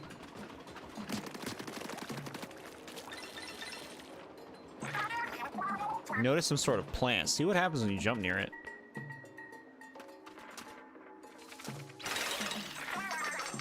Well, you got some serious air. Very, Mario. Whoa. Oh. These are from fucking Side Order. Interesting. I watched every episode of The Brady Bunch multiple times as a kid. Assuming you liked it. I watched some Brady Bunch growing up, and I don't remember how I felt about it back then. But I do not like the show. As far as I remember being, like, mentally aware.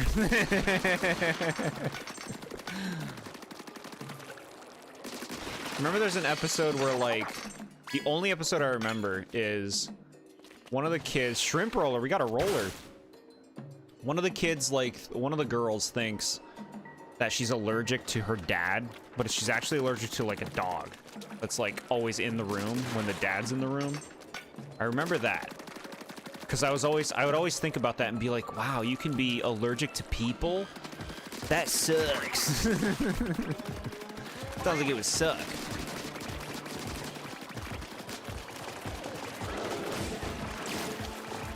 Alright, I tried that out. Hey, we're getting some more salty tongue buckets. Level up? Ooh, I like a game where I level up. Hell yeah. Look at those things. Birds. Bird salmonid. Favorite Golden Girls bit is when one was being robbed, not going to spoil the bit, but the comment, what's the number for 911, is really hilarious. Yeah. Yeah, they say some silly stuff. The first show that you ever got the entirety of a DVD. Aw. That's cute. It's a special thing.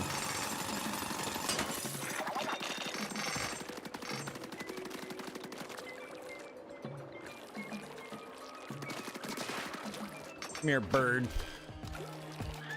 Bite, bite, bite, bite, bite, bite, bite. Bite, bite, bite. Salivator. Salivator's plastic bag. I got your bag, bro. What are you gonna do? What are you gonna put your turkey in? Your sliced deli meats. When I got your bag.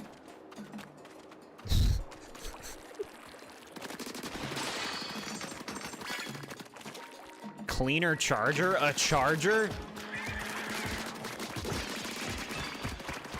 That thing. Oh, you get a little boost. Okay, you can't change weapons mid-mission. Understood.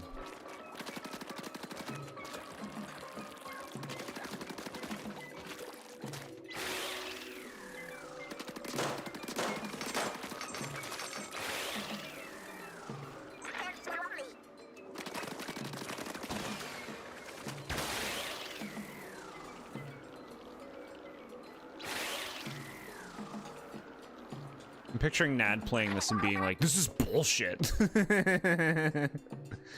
Where's the multiplayer?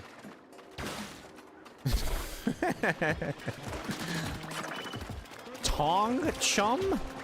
Ah.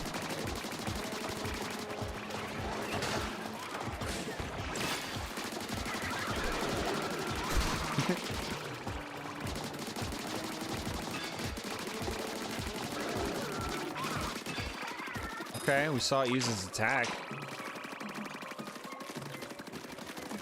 I got some really nice toothpaste yesterday. It's smooth. This color just makes me think of toothpaste.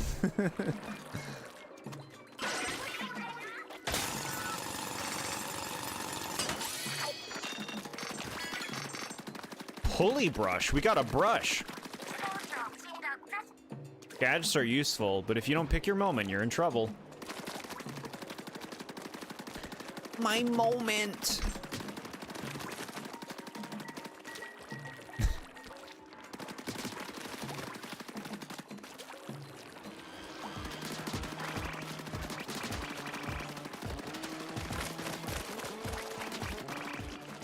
So I gotta be honest, I haven't heard a single song I ever want to hear again so far in this game. We gotta get there, I guess. I mean, they tend to do pretty subtle pieces for, like, you know, a lot of single-player stuff, but then you got, like, the grooves, the jams. I'm hoping we get some jams. Some tactacular circuses, some seep and destroys.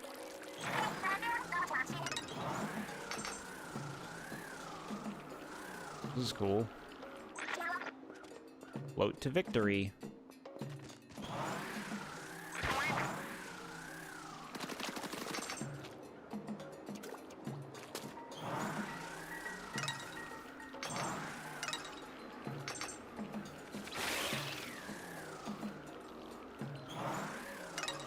Okay. I'm having fun. I like Splatoon gameplay. All you gotta do is give me levels. Give me levels.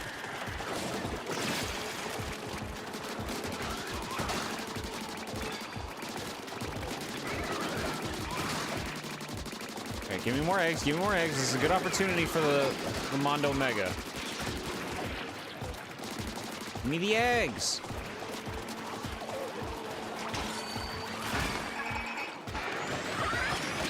Oh shit, okay. Cool. That was cool.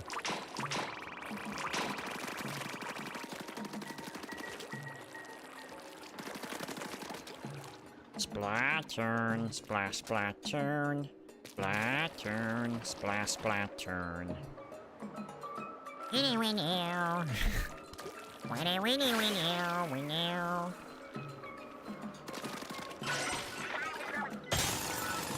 Kill till we get our fill.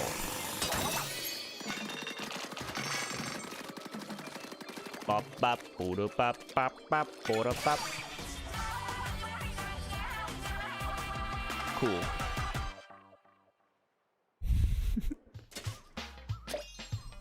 Level up. Clear Blanche Seaway. Crash Lander. I don't know what that means. Until power up. Oh my god. The grind shows itself. So we got a damage increase and an HP increase. That's pretty nice.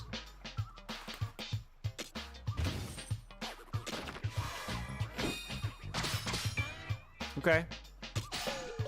Brainy scroll. Important info about the islands. You can read this document in your horde. Spiralite. Some sort of parts that look like they can be attached to something. Hey, there is some old-looking document in the chest. Let's see what it's all about.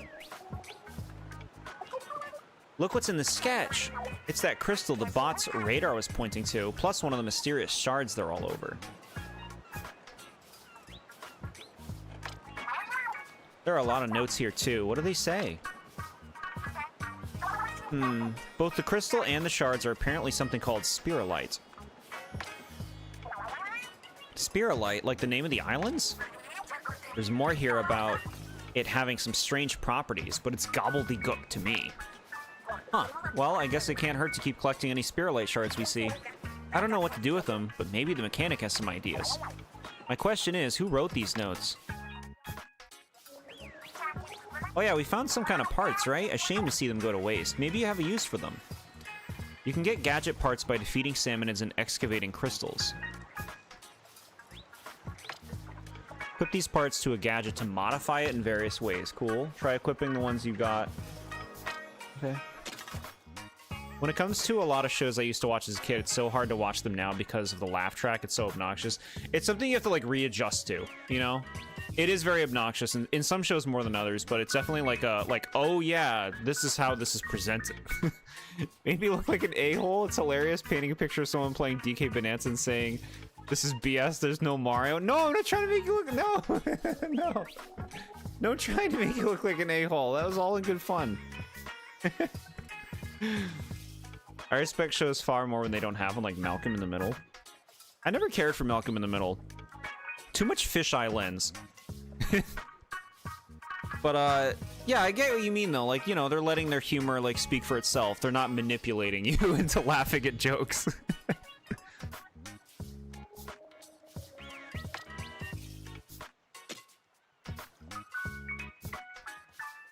Select a gadget to modify and proceed to tinker. What's that cute little shark thing? Look at that little thing we have. Shown here are all the parts you've collected so far. Each part takes up a number of slots. The better the parts, the more slots it takes. Okay. Equipping gadget parts fills up slots. You can only equip parts if you have open slots. A gadget can hold up to 9 parts. You can see how many are equipped here. Okay, this seems like a very straightforward, like...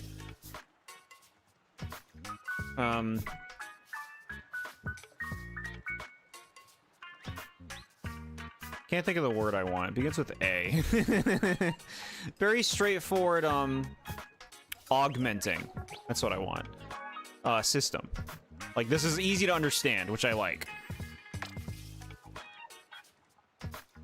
Not sure what's best. Press plus to fill all the slots with random parts. Okay. Parts can change a gadget quite a bit. How you modify your gadgets is up to you. After you've equipped a part, press the button. Alright, slash damage up increases damage when slashing. So, like, that's great. Primary slashes are performed vertically. In general, damage is increased compared to that of horizontal slashes.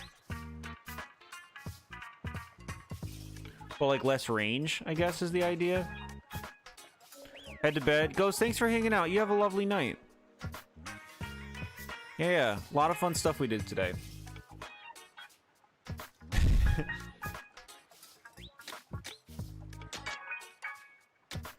I guess we'll just put both on. Try them out. We got a bunch of weapons. Let's see. Cleaner charger. Shrimp roller. Whoa. Crazy looking. Oh, I got a blaster. And then a pulley brush. Yeah, so we got like a lot of like the basic straightforward weapons. Cool. What do we even go to now? I'll try a level 2 thing. We'll do roller. Balanced roller optimized for attack, area of effect, and ink coverage. Rollers. Weapons that are good in close range battles and can lay down wide swaths of ink. Can also fling ink when swung.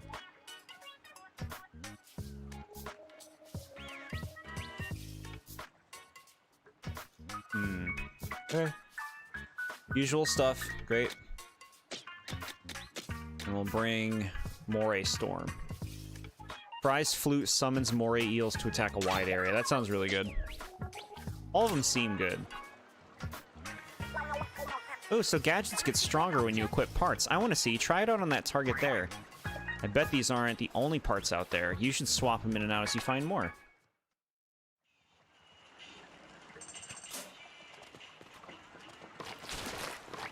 Ooh, that's fast. Just me, or is that fast? I guess that's normal. That feels a little faster, too. Yeah, you can do that one still. Okay.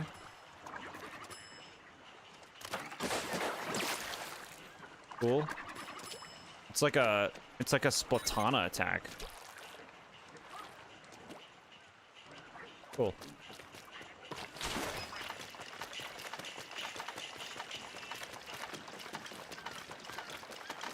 All right, let's go check this stuff out. We will call the crystals found around the islands spiralite. It seems that they possess unusual properties. There is no doubt much to be learned from researching these crystals, and all findings shall be properly cataloged. What game doesn't have a thing like this? Like some mystery material that's special for some reason? That comment about my experience with the game might be because I'm sick of Splatoon 3 and want a new multiplayer entry, so I never have to play it again.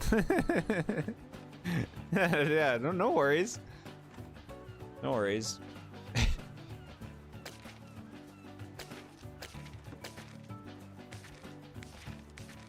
Okay.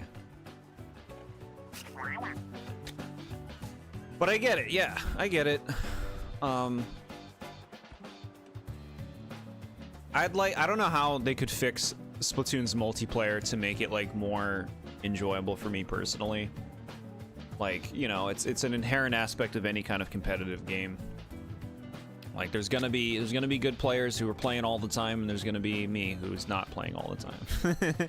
And it's, you know, it can be, you can have on nights and you can have off nights. All right, what do we got here? Tong Chum. They wield their tongs proudly. They march toward their target and attack with the tongs. They've got some reach with those tongs, so be sure to keep your distance when fighting them. Like your basic chum, they're easily defeated. Like you're making a filler single player instead of moving on to greener pastures. So sad. To me, I'm happy to see something different, you know? I don't know if this is a filler single player yet. I like seeing a series try something new, and like, you know, Splatoon made 3 entries that are all very iterative on the previous one, so instead of going for 4, I'm happy to embrace something different. But I'm hopeful for 4 that 4 changes things up in some kind of significant way. They have size and strength, but they move slowly. They approach their targets boldly, repeatedly taking strong swings with their frying pans. They have a lot of health, so it might take a steady stream of attacks to bring them down. Be tenacious. Hits from their frying pans can send you flying, so close proximity to these enemies can be dangerous. Yeah. Filler single player for me, at least. That's how it feels for you, yeah. Which is fair. I'm just... I gotta see the whole picture, you know? I gotta see where this goes. I have to believe that this is gonna go somewhere, right? Like right now I'm at the beginning. It's the basics. They're getting used to playing.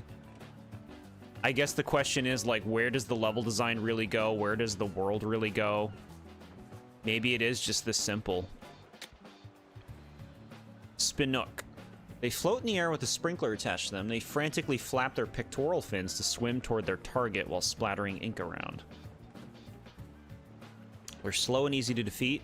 Deal with Spinooks quickly or you might get bogged down in their ink. When defeated, they spray ink around themselves. Salivator. Known for the non-stop flapping of its large fins. Also known for its drooling. It launches a bag full of drool at its target, creating a whirlwind. They can be difficult to hit because they're airborne. It's easier to hit salivators by gaining a height advantage. Attack a bag and ride an updraft to gain height.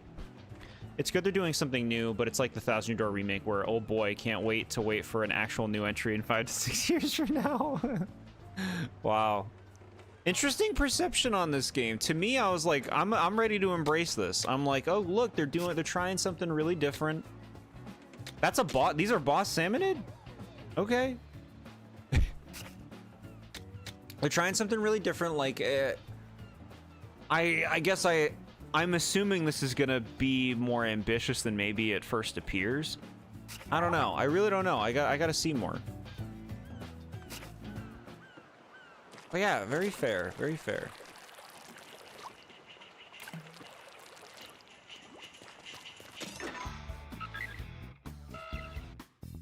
A baby game. This is the last ping I'm seeing on the island.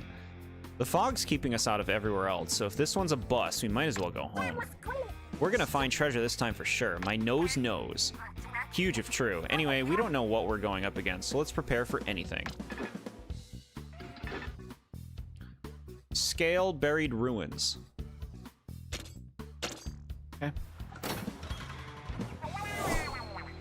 Here's hoping you come back alive.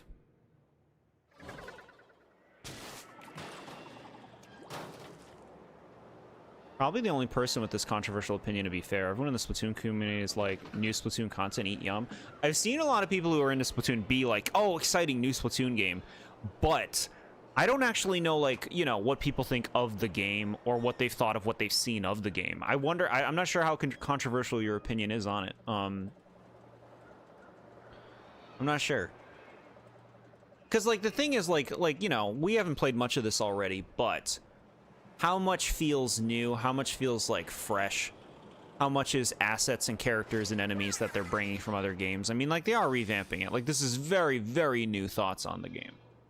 But you know me, for me with any game, like, I like seeing things I haven't seen before. So I'm hoping as we continue to play through this, there'll be more and more of that.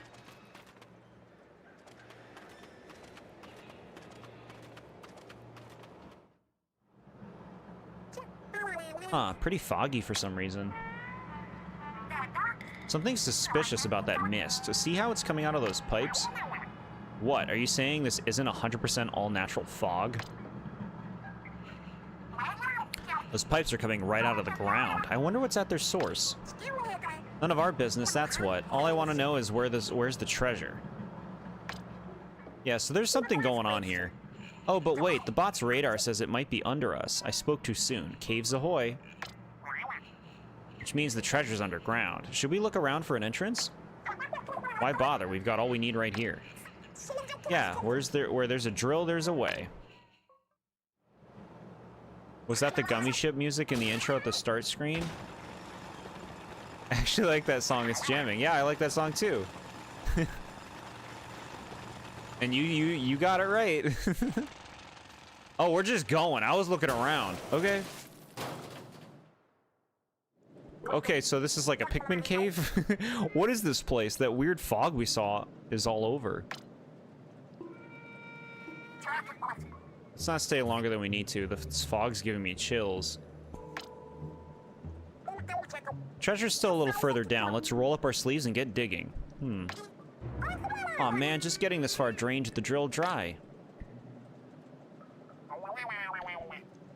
We could charge it back up if we had any power eggs, but... Power eggs, huh? Aha, I see a salmonid that looks like it's absolutely stuffed with power eggs. Such a thoughtful salmonid. I'll happily take those power eggs off its fins. Yeah, I would have started the stream with the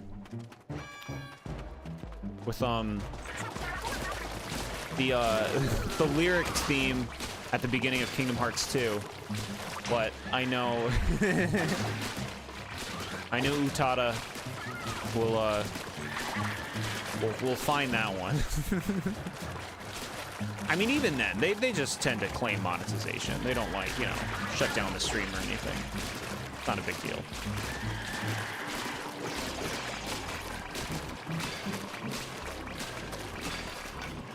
Boy, oh boy, aren't rollers fun. You just do this. So this is like a survival kind of thing?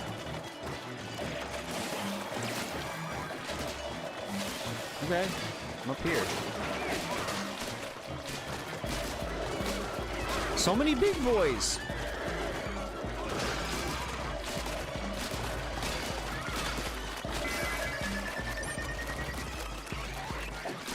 My partner can't die, right? I don't, like, need to care about protecting them, right? Got it, yeah, so you, like, fight them off and then you move forward. Weird. Ooh. Thick cut, salty tongue? What's up with that gnarly salmonid? The treasure radar is pointing right at it. Aha, then the salmonid's got our treasure. Fair enough. Duel for the loot. This ought to be good. Correct, they can't die. Cool, thanks for letting me know.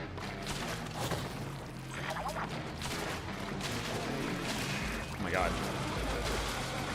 Cool. This is cool.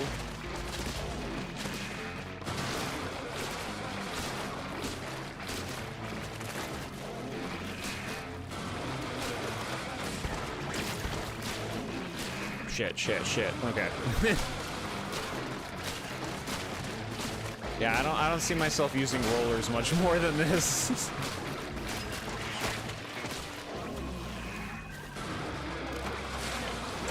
I just find rollers very one note. And like they're not like they're great for like they're better for, you know, inking and playing a game that's about inking, not just like fighting enemies. I mean, in my opinion, fighting enemies is just kind of bland with them.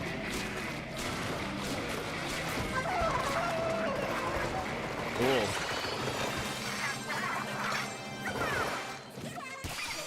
Okay. Cool.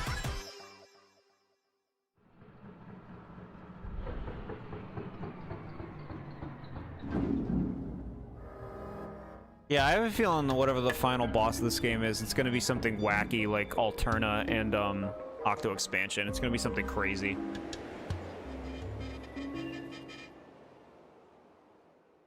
Okay, so I guess we unlocked a new island. That's the thing. How long is this game? Okay, we got a lot of experience.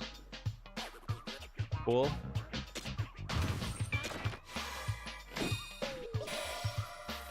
Two-fisted salmonid. Mid-air jump. Relic value. Till next title.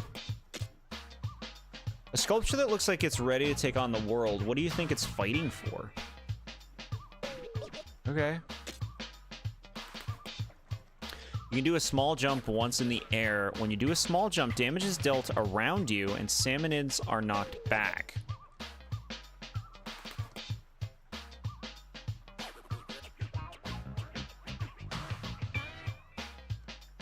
That's weird.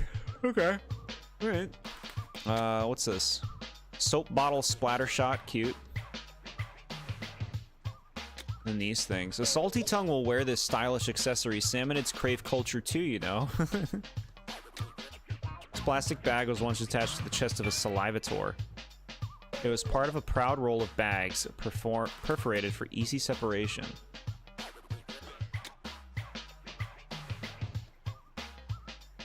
Shooter is unfortunately the best weapon. All the different weapon types are cool and have advantages of taking on certain boss salmonids, but I'm not using a charger to fight a horde of enemies. I know, right? By myself, just obligation. They added every different weapon type for those fans. Oh, yeah, it makes sense. There are probably a lot of people who are, you know, this is my type, this is how I like to play. I want to play all the games with that, you know. Yeah. That fog cleared pretty quick. What gives? I don't remember anything about the fog clearing up on the radio forecast. That's because it was the forecast for Splatsville, not the Sparrowlight Islands. A lot of strange fog around here. It seems to be coming from the Salmonid ruins. And maybe we can clear the rest of the fog by tackling more ruins. Never mind the fog, we found loot. There really is treasure in the Sparrowlight Islands. What do you think? That pose, that gaze, I'm speechless. You don't hear about too many salmonid relics on the market. I bet we could ask a fortune from collectors.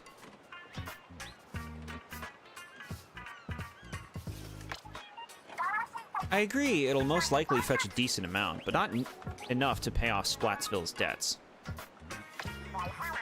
I want to fix Splatsville's finances, but it's easier said than done. True, it'd take a pretty big honkin' treasure to make a dent in the problem. So we're gonna deal with the financial problem by just finding treasure? Is that all it takes? These scenes are so boring. I agree. I agree. Like, I get it. They want to have the characters have their moments, but like, it's like dialogue and scenes for the sake of dialogue and scenes. Like, they feel like filler. They do feel like they're just kind of padding out the experience, you know, hanging out with the crew, right? They want that. But they're the kind of conversations that you won't remember at all after you're done the game, you know? They don't stand out. They don't really mean anything in the greater whole of the story. We got a small treasure at least. That's better than nothing, right? All right, let's head on back to Splatsville. Why? Why not? Shiver's Shark and the Eels can tow the hideout ship to get us home, right? That's what we wanted. I'm sure they could. If that's what we wanted. Is it not? Duh, you think we'll settle for this dinky excuse for loot? We'll go home all right once we've stripped the Spiralight Islands bare of treasure, every last piece. What? Come on, mechanic, you want more too, right? I'm gonna take your silence as a yes. And it's settled. But I'd pre-ordered Manta Quest 3.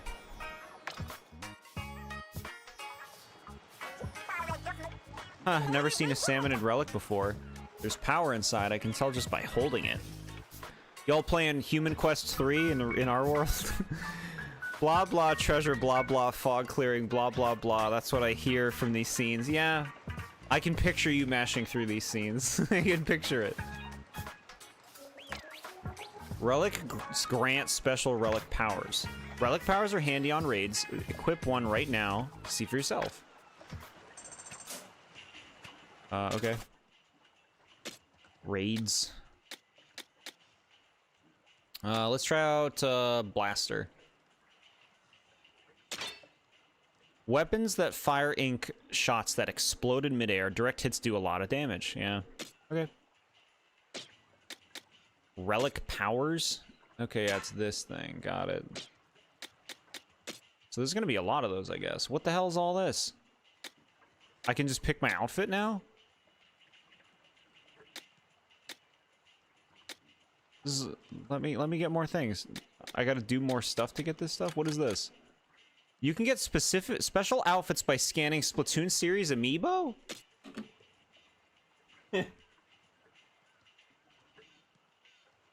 Alright, let's start with Inkling. Basic Inkling, right? Okay. Bite Waiter's outfit? Okay. Okay. Try again. Callie? Try Callie now?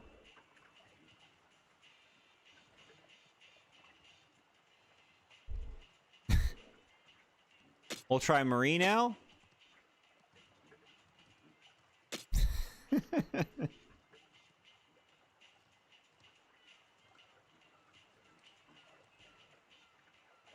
Okay.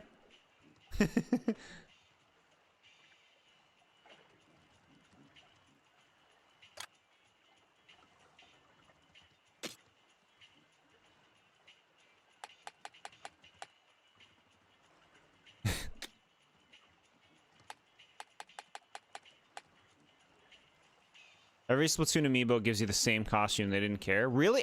What? Really? Strange. My assumption was maybe like all the ones that were like Splatoon 1 would give you the same thing, but maybe you get something different for like 2 or 3 or something. All right, how does this control? I think you want the other direction.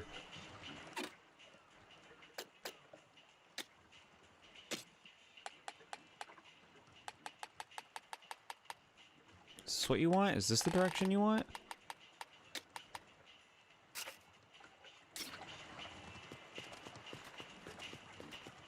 I guess, yeah. Yeah, there's a blaster.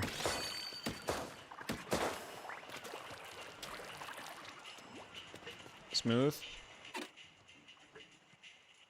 Mechanic's Shack.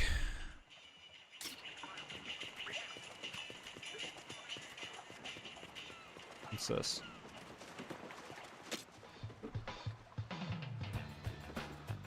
Hideout ship construction. Hold up a sec, of course. Hey mechanic, you got time to talk about hideout ship construction? I know I said I wanted to set up an arcade here next, but maybe we bump that down the priority list.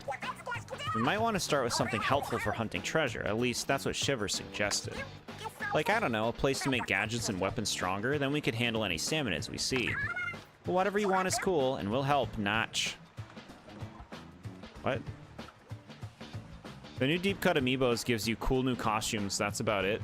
I guess they didn't want to lock a cool costume that you needed a specific amiibo. They don't sell anymore in stores. You fair, I guess I see what you mean, yeah. Like, some of them are pretty old. Yeah, fair.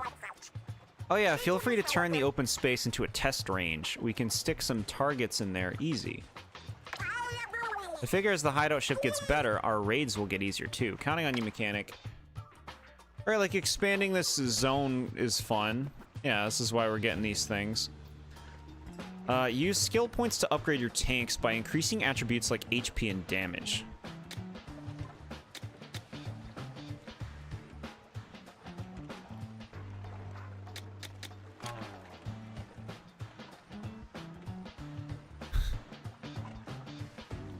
Okay, so we spend shards on these. Alright, I guess we'll do this. Tank upgrading sounds great.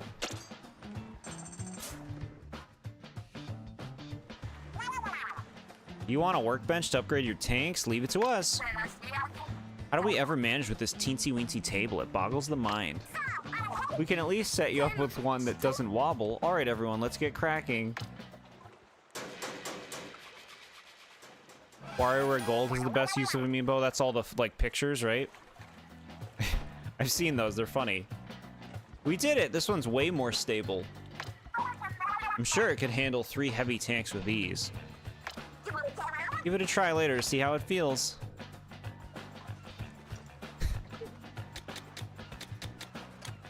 Okay. Upgrade tanks. Excuse me, but how goes it with the workbench? Just... Hey, bud, you want some more dialogue? You mentioned upgrading the tanks. Is that something you can do? After all, we don't know who made the tanks or when. It'll take a certain level of skill to tinker with them. You need skill points to upgrade tanks. Skill points are gained by earning experience in raids and raising your level. There may be books on the Spirulite Island somewhere that can help level up your skills. Oh, aren't you a sly one, mechanic? You've already got skill points. I see. I was worried over nothing. In that case, give it a try right away.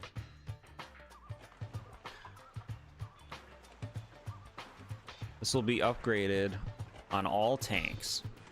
You see, I got sick of this dialogue. Yeah, I can see. I see it. I see it now. They're filling up this game, right? Filling up the playtime for this game. Just make me think of hacks, right?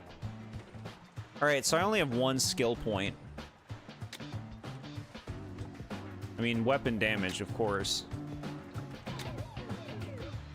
Equip more parts to gadgets? No. Weapon damage? Yeah.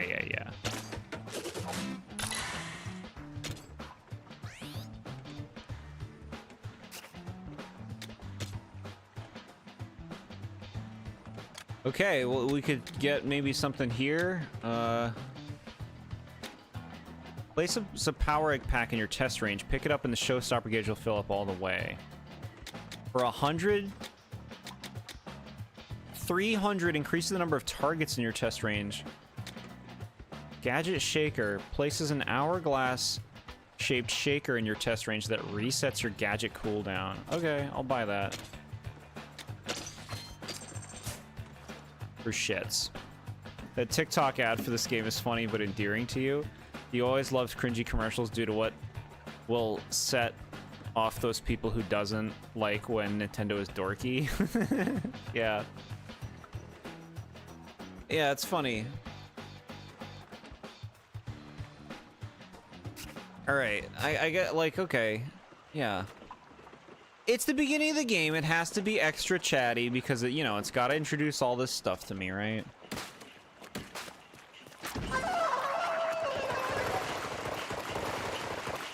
Cool.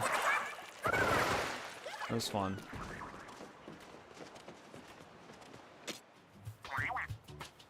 Relic collection? Kind of like the look on this thing, yeah. Seasoned salmonids. A giant salty tongue that has reached peak lung capacity through Spirulite. After retracting its neck, it does not bite, but instead fires a sonic laser in a straight line using its loud voice. It has very high health, so attack it patiently. The thick sonic laser is powerful and can deal massive damage upon impact. Doesn't have much range and motion on its neck, so quick movements can help you dodge its attacks. Okay. Okay.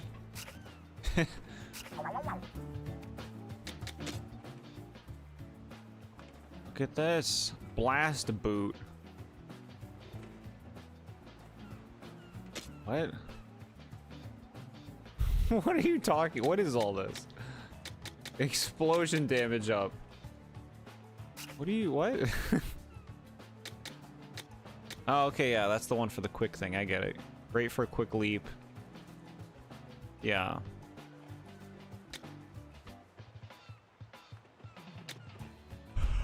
Ah, yeah. Okay. Ah, yeah. And here are my weapons.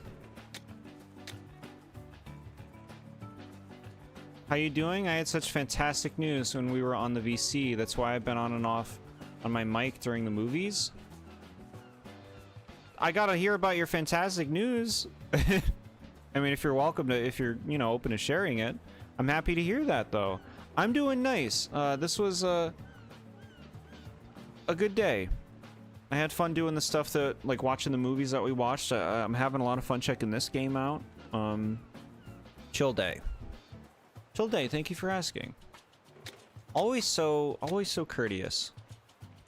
Considerate. Variations collected. Okay.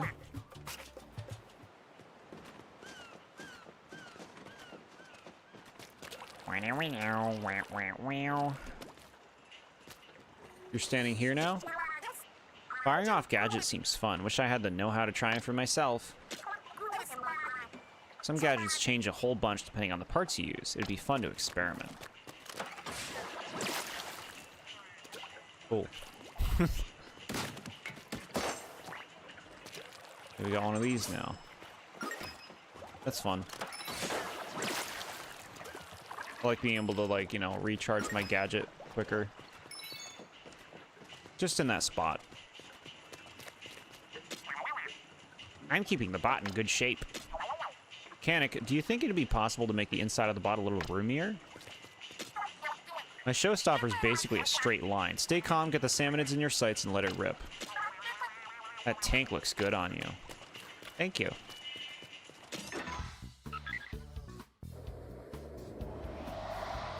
Okay.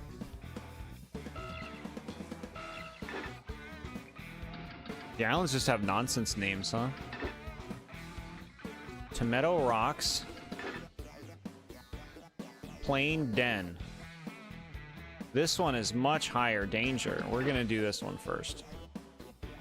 The main thing is a surprise and kind of leads to why you're playing this game right now. But as for my smaller news, my 3DS capture card is officially coming back to you soon. That's awesome. So excited for that, testing out multiple games. Yeah, that's wonderful. Very cool. I'm happy for you. And how sweet of you to, you know, have a fantastic news and even let me, you know, get in on some of that. That's so sweet, Dad. Always so sweet. Thank you so much.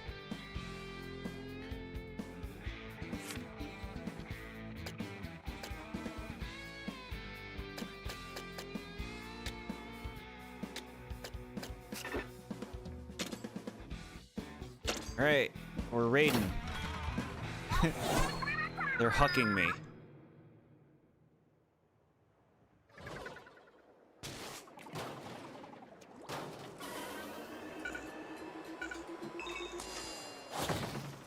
Follow the radar. Can't wait to find the treasure. Let's get started, mechanic.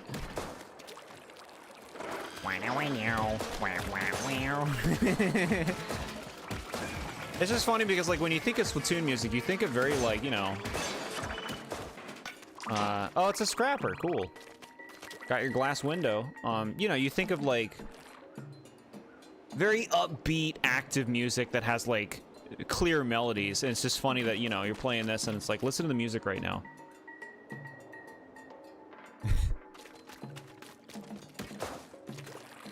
But I get it. Like, they're not going to be playing the active melodies. They want this to be atmospheric for the kind of place we're in. So I understand. I understand.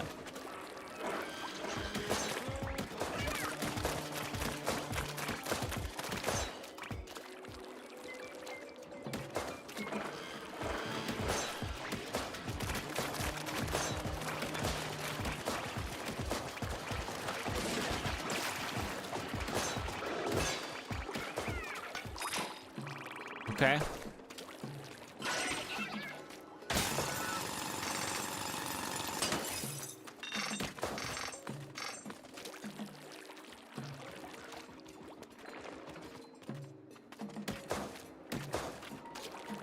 Imagine explaining this game to people on Treehouse. Being like, okay, so then now that you got that, you move to the next area. You can see there's another new salmonid boss ahead. But fans of the series might recognize this one. This music isn't appealing. It's salmonid music, which you're not a big fan of. When you find a certain item that allows you to do more levels, is the kind of music you like. Okay, cool. Yeah. Hopeful that the music would get more, you know, involved. The music that plays in Salmon Runs is really unpleasant. Like, I feel like they know it's unpleasant. Away.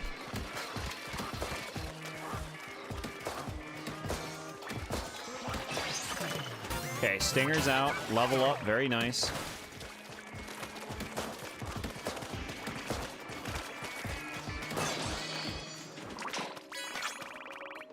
Waterwing Splattershot Jr. Treehouse trying their best to make the boring dialogue engaging. Yeah.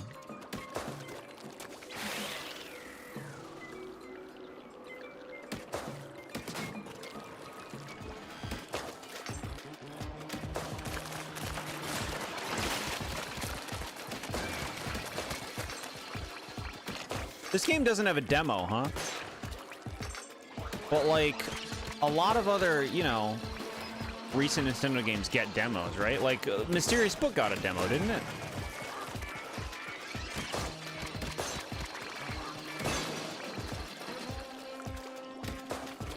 And I'm almost wondering if this didn't get a demo because they thought the demo might sell people off the game. And they know people will buy it just by knowing the name. You can booyah in this game, it's neat.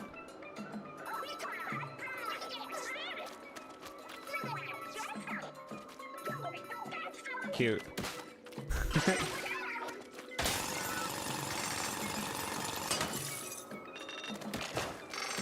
Like I said, I'm having fun. I could just see, like, in a demo format, people being like, okay, I kind of get it. I'm gonna go play Splatoon 3 multiplayer. You know what I mean? I could see people feeling that way. The diehards. Where's the challenge? I want to make people cry online and post on Saltoon Reddit.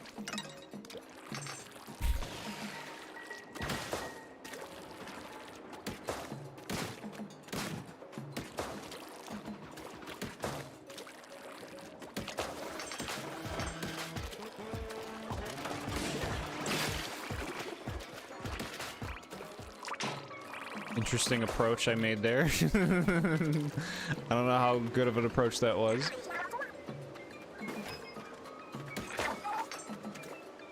What's our play here? Do this.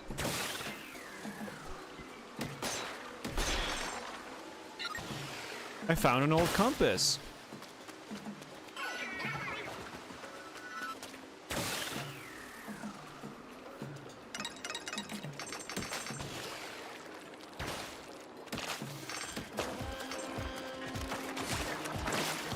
Sick. I'm that one fish in the Pretty Patty episode. Where's the pizzazz? Underwater? Boring. Food, water, atmosphere. Food, water, atmosphere. Yeah, yeah. What's the theme? Underwater? It is funny because, like, they live in an underwater world. So, like, the fact that Krusty Krab's like, water, sea stuff. It's like, that's their whole lives.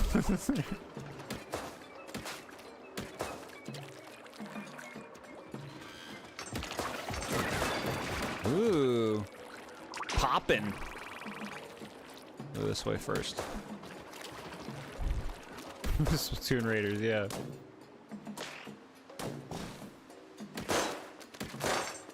It's true that, like, location-wise, like, there's some weird shit, right, like this, but, like, it's not a compelling location, at least not so far. I'm sure there'll be more compelling areas later, or at least I would think there would be. Now you got the squid roll.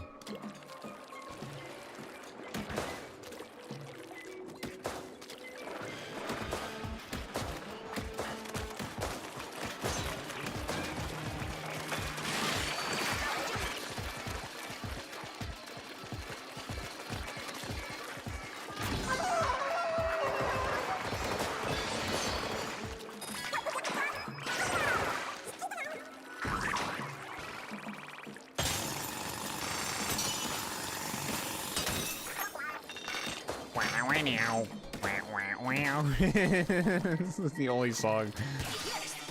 Okay.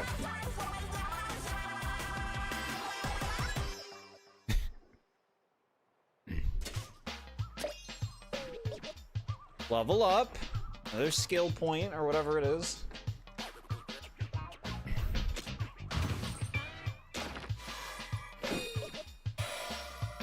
Chipped sconce. That thing looks cool. Ink Pro, equipable on all tanks.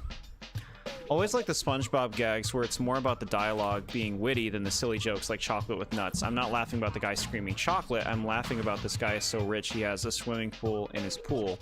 Yes, yes, I'm completely there with you. To me, screaming chocolate isn't something that gets me going. Saying what's funnier than 24-25 doesn't get me going, you know what I mean? Like, that stuff's not funny to me.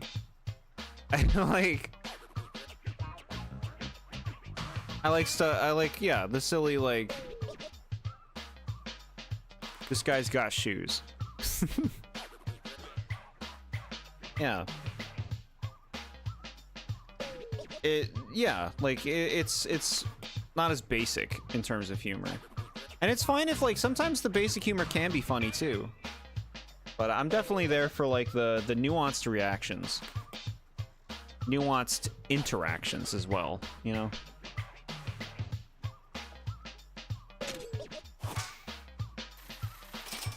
Those were all, okay. Junior Survivalist. Shard yield plus 10%. Cool. Presumably an elevated candle receptacle. Though damaged, the material and sheen make it obvious that it was masterfully crafted.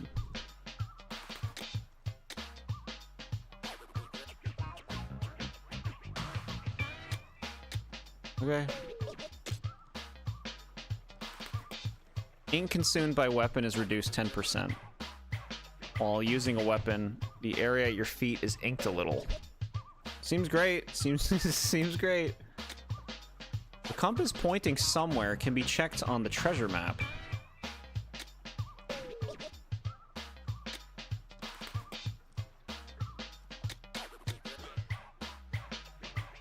Okay. Ever had a favorite glass pane? Scrapper has one. Scrapper won't replace it, even though it's cracked. Scrapper loves it that much. Too sweet. It's too cute. Stinger's colander? Protective helmet worn by a stinger. It was probably selected for its holes, which allow strands of hair to weave right through. I like these items descriptions. I like these, like, weird materials. It, like, characterizes the salmonids in funny ways. The Flying Dutchman discussion we had in VC, he's not a funny character, it's the stuff he says or reacts to the other characters that makes him great, like him torturing Squidward for speaking up. The SpongeBob and Patrick shenanigans he's chill with. Yeah, like, I like him reacting to SpongeBob and Patrick being so, like, you know, inefficient. Failing to be scary and get the picture. That's funny. Though we're good when they're, you know, destroying his boat and his, like, aggravated face. That's funny. That almost made it as the funniest moment for that episode. Almost. I naturally assumed we'd succeed.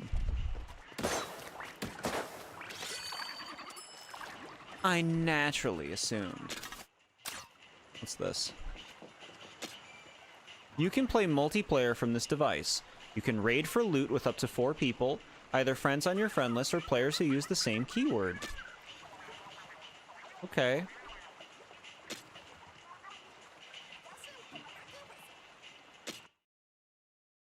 Jordan.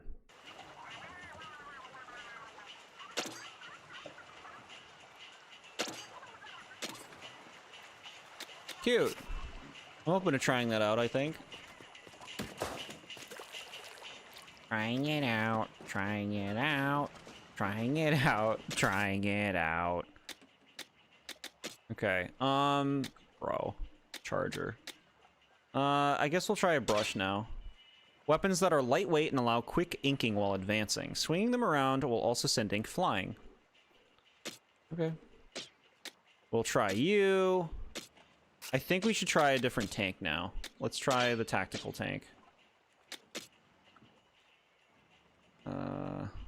Sure. I don't even remember using the mid-air jump. I don't think I used it at all. I forgot it was a thing. And what was our new amiibo outfit? Oh. This stinks. Interesting.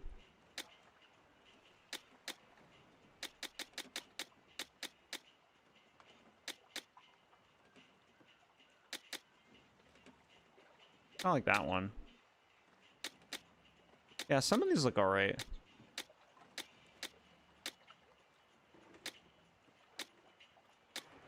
This is like a character in Advance Wars, isn't it? Like, it looks like an outfit from that. We have better songs to sing than Slop Attack, but it's the most iconic, so yeah, it makes sense you keep singing it. Yeah.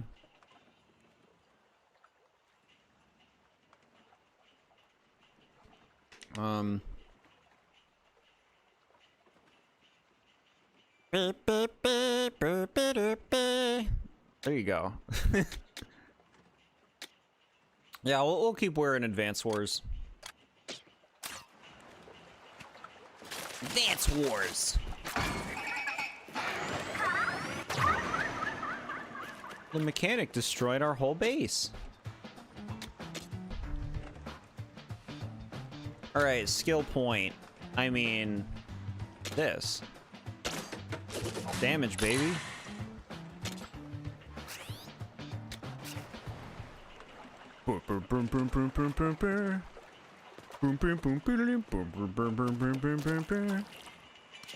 Like, that's a toe tapper. It's not. Look how fast I go.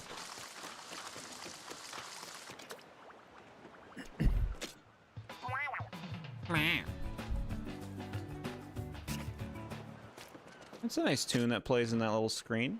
What the fuck? What is this? Get it, get it. Get it. Get it. Get it. No. Get it. Okay. Get it, get it. Get the fast one. Did I get it? Or did that just destroy it? What's Mondo Mega doing over there?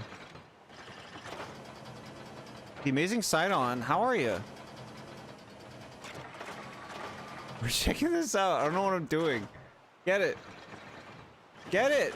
Get it.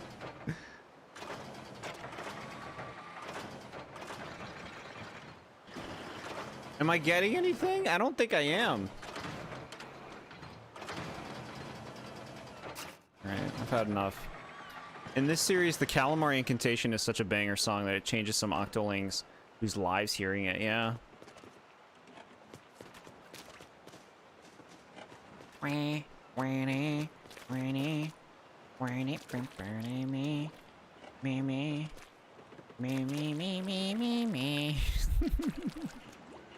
Stop annoying your viewers. They get it, though. They get it. They understand. Alright, what does this do? Yeah, this is just like Ratchet and Clank stuff. Throw out my turret and it kills things. Sweet. Playing your Sonic Racing Crossroads with your sweet friend Foxy Miles Tails. Yeah, that sounds about right. Good, good. Glad you're having fun. Huh, the compass we picked up is active all of a sudden. It's not pointing at anything in particular, though. We should probably check out whatever's in that direction anyway. The hunt is on. That thing's just gonna sit up there on the top of the screen.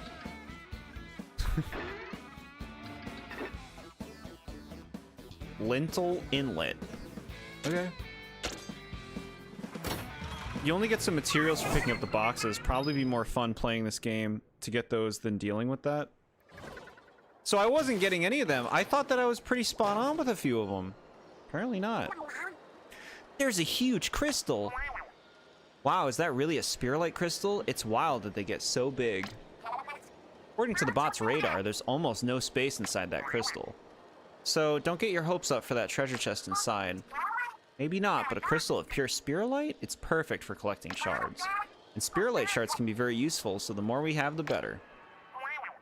Okay, then let's go find some power eggs. Cracking that crystal will take lots of energy. This level is boring. The more power eggs you can find, the better. Think of how much loot we could haul. Then that's the plan. Grab lots of power eggs and turn them into loads of spiralite shards. So much unnecessary talking.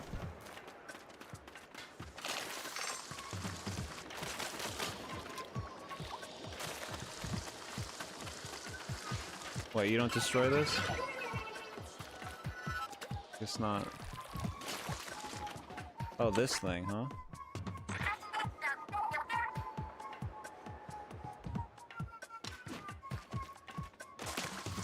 What is that sound? It's like a dog, like, scratching at the door, the door of like a room.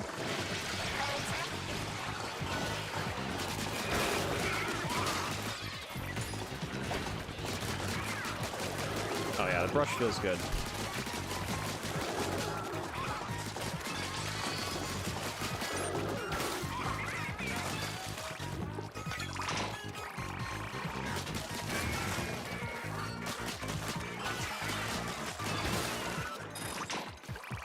Okay.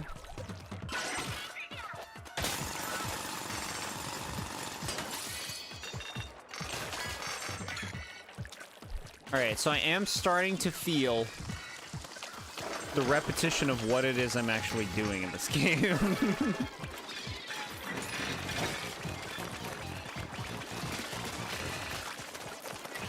Oh, you steelhead?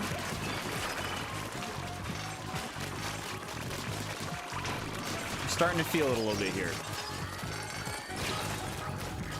Oh my god, the bomb. Shit.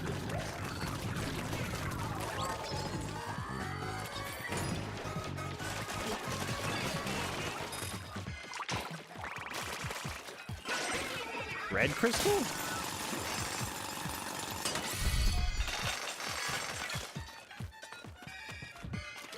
Okay.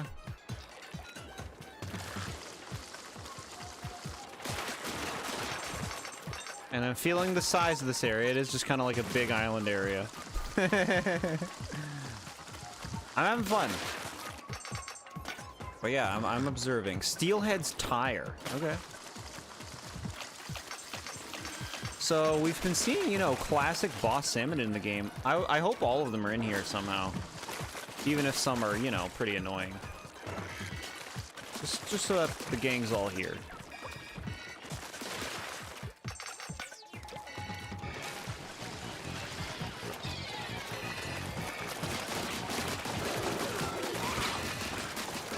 Shit.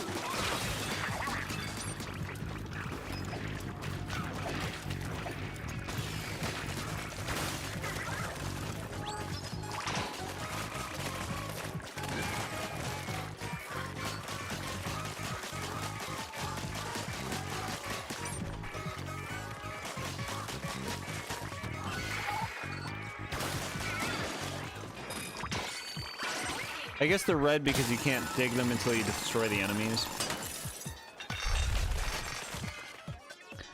That's what you mean by this game being boring. You swim in a huge field to fight salmon as rinse and repeat. Like I said, the game has a bad first impression. Would I go so far as to say a bad first impression? I might, honestly. I might, yeah.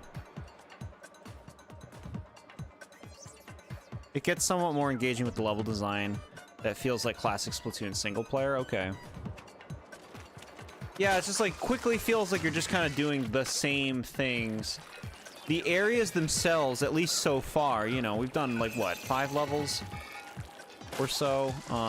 The areas so far feel unspecial and repetitive, like not only in visuals, but like the layouts are like moving through the areas isn't anything clever. Like the single player campaigns of the other games, every level is distinct, or at least most of them are. Like they introduce new mechanics, or they have like special, you know, platforming challenges or using your abilities. Sometimes they'll give you distinct abilities for a challenge, and like they stand out in that way. Like it feels very varied. This so far, it's just like, okay, here's another big area where you're fighting. I mean, sometimes, you know, there's some new Salmonid in there, which is great, but like, you know, it doesn't really stop from the fact that I'm just doing this. Avoid the enemy and do this. While you pick up a bunch of stuff that the game pretends matters. Like, oh, I got a thing.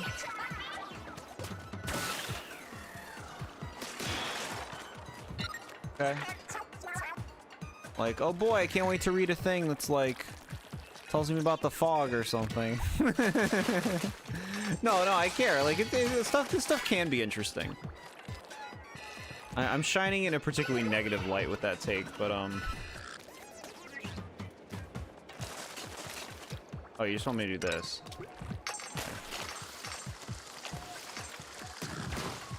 It is noticeable, though. It just is noticeable. It's like, so is this the game? Like, it can be easy to ask that question at this point. What the fuck? Look at this thing.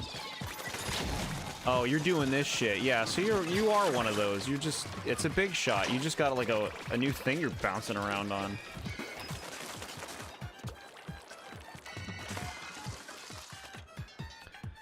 That's what you mean? You knew this game was off. They didn't show off exploring these open levels, just fighting the Salmonids. That's it. Like, they didn't show off the core gameplay you actually do. Yeah.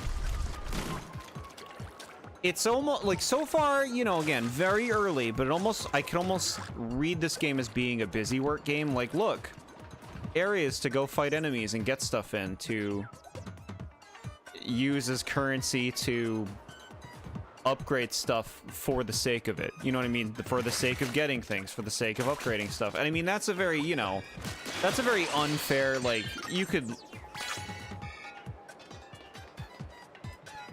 level that kind of thing against most games. You could reduce them in that way to, you know, oh, you're just doing this thing, this small selection of things that's just all feeding to each other. Like, you can reduce a lot of games to just being busy work. But I guess, like, the better way to put it, the better way to kind of describe it with this game so far is it does feel like, look, stuff to do. You know what I mean? It feels very overt in being that. In being like... And I guess, like, it's like, well, what are you talking about? Don't you want to do things in games? Yes, but, like, what I mean, I guess, in the stuff to do is, like, there's it seems repetitive already in what you're doing, and a lot of it does feel like doing stuff for the sake of it, like fighting enemies that you fought already multiple times, collecting a bunch of things that you just have to collect a bunch of just to, I don't know, build up some stuff. Because you can. like, again, this all sounds so disparaging. It sounds so unfair to, like, to just write it all off like that. It's like, that's what the game is. Like, that's what a lot of games are. It's like, why can't that be enough?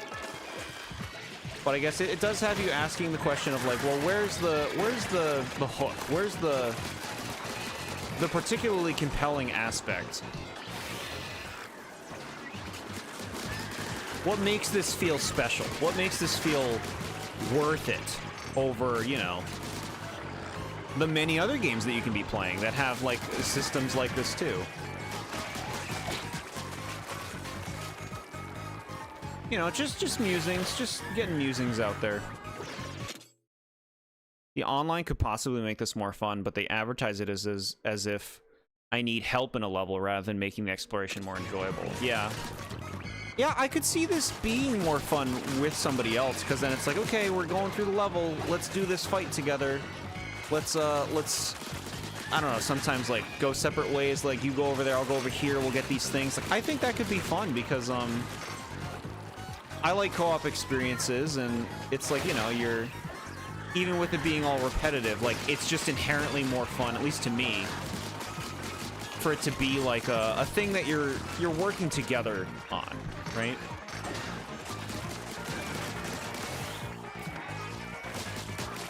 Yeah, we're working together. Like, more mundane things can be more exciting just because of that.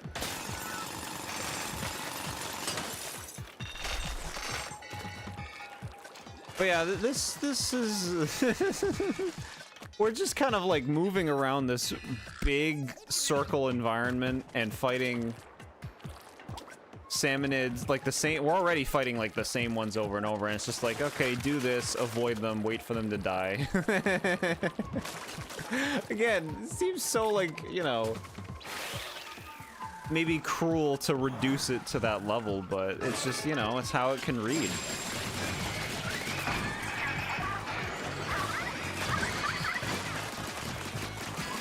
All right, already Fries seems better than Shivers.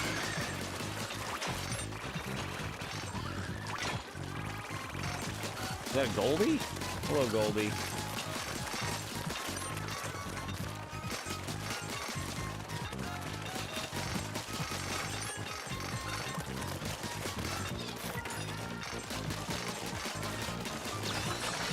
We got it, we got it.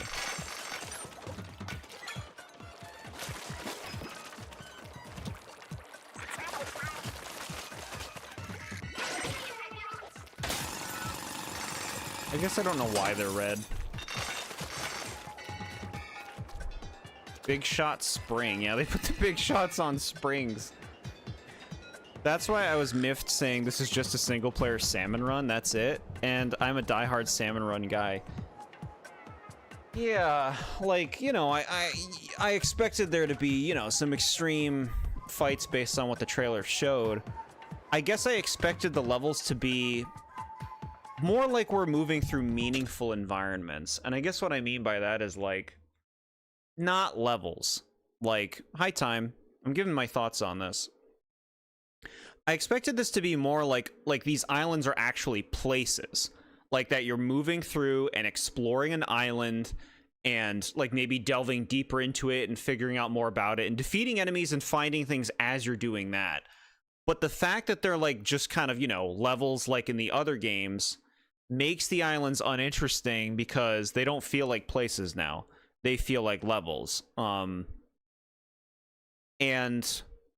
that kind of like immediately checks you out of the location because you know the location doesn't matter. You know you're not finding anything that like means anything. It's just a setting for you to do this basic gameplay loop.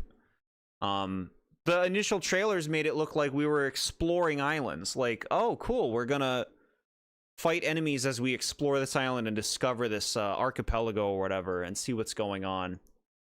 I guess you called it for what it was a lot quicker than I did. I mean, I didn't call it at all. Like I said, I thought that there would be more depth to it, I guess.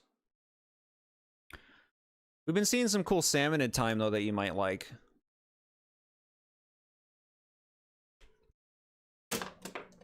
Okay.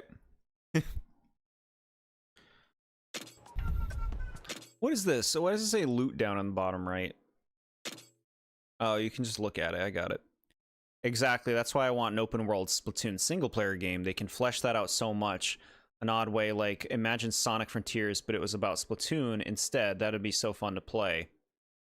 Yeah, yeah. Yeah, I'm with you on that. And I guess from the initial trailers, I just assumed like, oh, it's like going to be a single player game.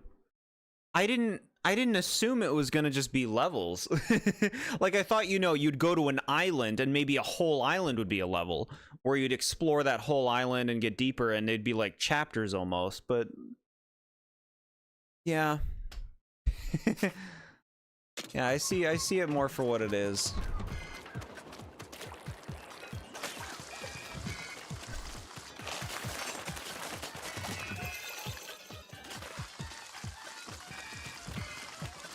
But like, I like just playing Splatoon, so like, you know, even if it's just this, like, it is fun to play. Because I just like the fundamentals of Splatoon.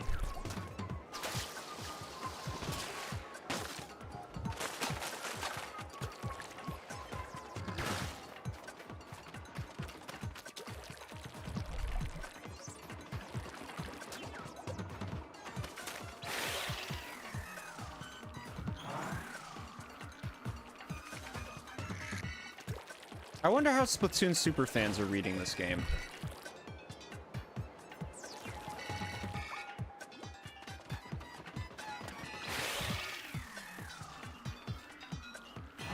Okay, there's a guy over here now. I beat you up. Okay.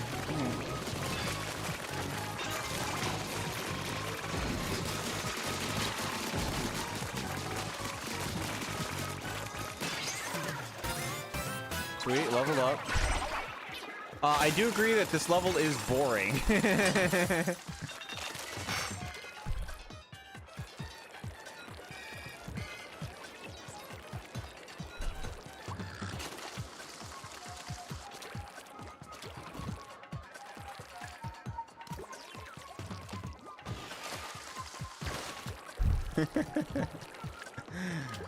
Okay, why are crystals appearing in spots I've already been? Like, didn't I already do this?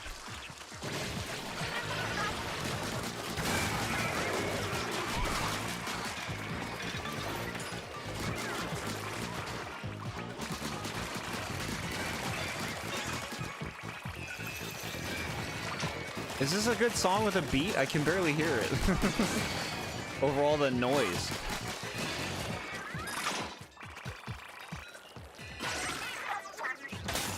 That's why I said it's the weakest single-player campaign so far. It's kind of unmemorable.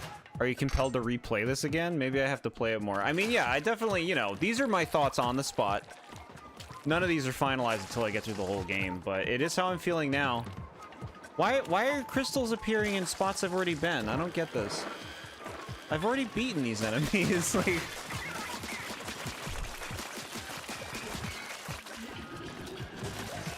I've beaten you.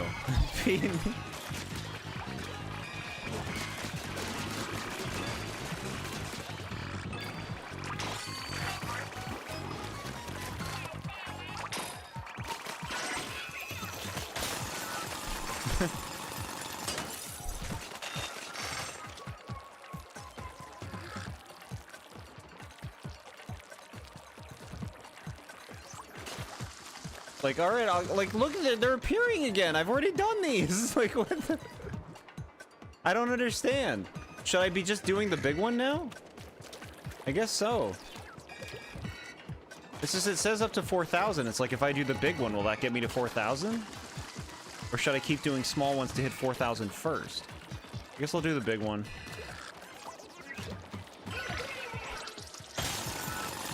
Hi, Dame.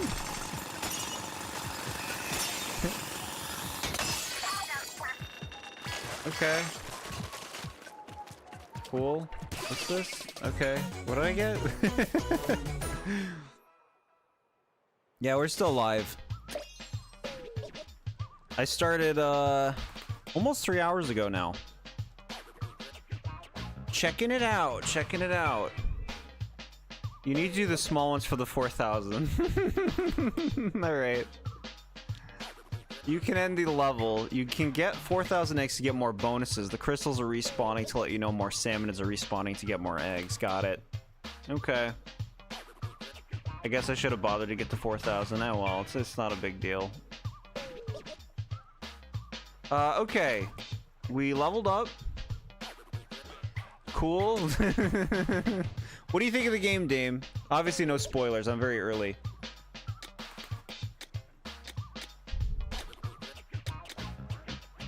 We got another blaster, steam blaster. Bunch of these things. All right, I like these. Big shot spring. Even the hefty big shot can move around gracefully when this modified spring is part of the equation. Strong, dignified, springy. Very cute. Steelhead headwear. It's more bouncy than stylish. It must have seen regular maintenance because it has the proper air pressure. Hmm. You've been loving it so far. Okay, cool. Opinions on the hairstyles? I really like them because they're very different. Like, I'm happy they didn't just pull the ones from the normal games. I'm happy that they're special for this game. I'm happy that each one is like some of them are pretty crazy looking. So I like that.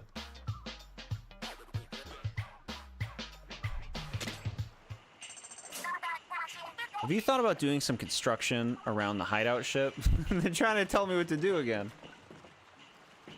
Okay. Alright, let's try out... We're gonna try some new stuff. So, I've not used a charger yet. Dare I curse myself with that? We gotta try it at least once. Weapons that can shoot straight lines of ink a long distance when charged. The focused, powerful shots set them apart, can hold a full charge while swimming in ink. Got it. So they just, like, have that baseline in this game for all of them. The compass you got leads to a cool level you can access by following the needle. They don't explain that well. Yeah, I mean, like, I assume... So, like, I just go over the fog? I assumed I had to, like, you know, unlock more fog space before I could go to the compass stuff. You like the idea of the hairstyles, but you think most of them are really ugly? Yeah, alright, to each their own.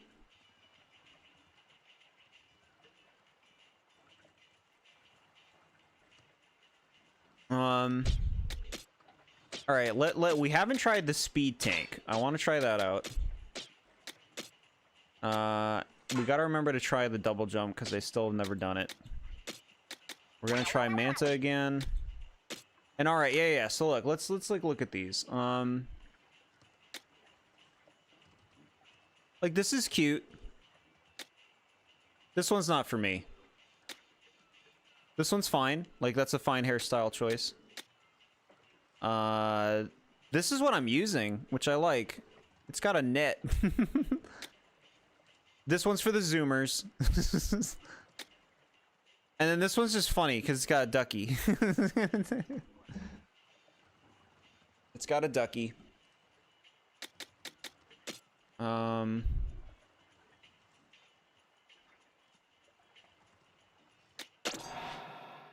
Whoa.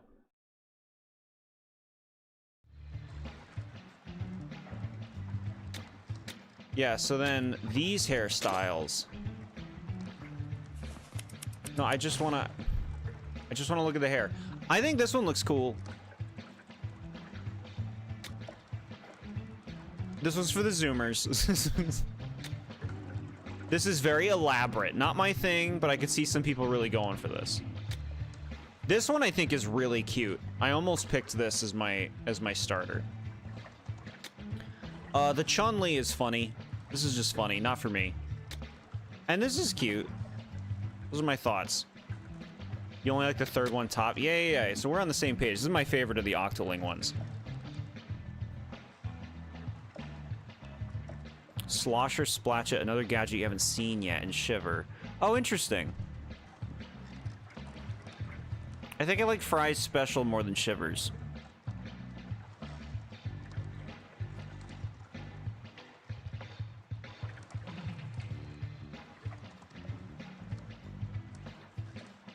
I don't even have a slosher yet, I don't believe.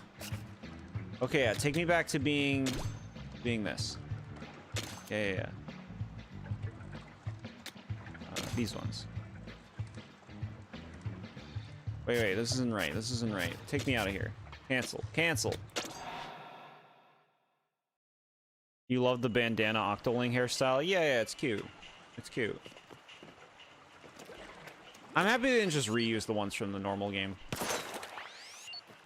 Oh boy, I get to use a charger. So dumb you have to redesign your character to see the other species hairstyles. Yeah. Alright, what can we do? Tanks? I mean, I'm gonna keep doing weapon damage. Wait, okay, think. You're a charger right now. Still think you want weapon damage.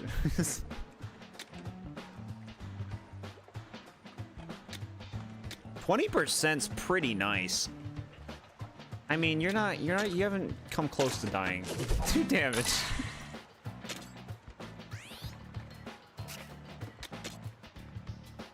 Gadget development? Cool. Alright. You haven't tried Fry's Special yet? Oh, interesting. So you need a workspace for developing gadgets? Sounds great. Let's get to it. When it comes to specials, you tend to mainly use it on, like, the big bosses. It's really the case in any game. Okay, yeah, fair, fair. You feel like they should have had the base hairstyles with these new ones on top of it. I see what you're saying. Or maybe just, like, at least give us more. Like, give us 4 more Octoling hairstyles and 4 more Inkling ones. At least that. At least. I always pick damage in the health sponge enemies. Why would I pick the other picks? I know, right? You shouldn't trust me with money. I bought the arcade machine as soon as I could. That's cool. Perfect timing, actually. I was just inspecting the bot and found some gadget blueprints. Blueprints? I had no idea. You should be able to make nice new gadgets with these. Leave the workspace to us. Okay. Cool. Ta-da! From here on out, consider this your very own gadget workshop. Just imagine the gadgets that'll come out of this place. Indeed, I'll go get the blueprints. Meet me here later, mechanic. This will actually be like a reasonable stream hour for you, huh, Dave?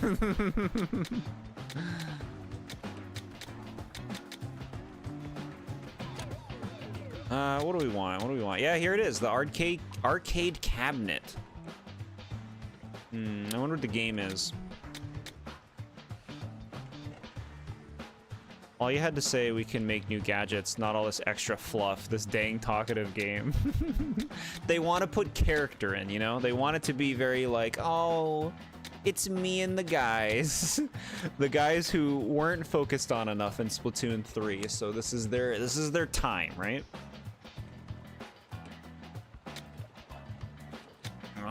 1,000 for balloons? Bro.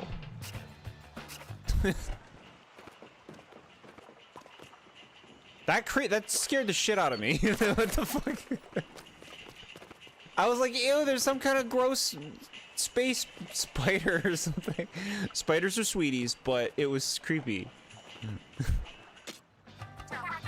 It's 8:45 in the morning for you. Oh, okay. So that's only a 6-hour difference. 8:45 in the morning? It's gonna be 8 in the morning in 6 hours now for me. Okay. Yeah. More like almost 5 hours. Hi there, it's another great day for a treasure hunt. You're developing a new gadget, right? The blueprints from the bot are here, so go ahead and use them. It takes materials to make gadgets, but all you need is whatever salmonids drop and spiralite shards. Gadgets have to be fitted to specific tanks, so be sure what you're making is compatible before you start. Your tank has space for 2 gadgets. Once you finish a new one, try attaching it to an open spot. Okay. Blast boot, we haven't used this yet. My first time trying the speed build. Dash bomb. What?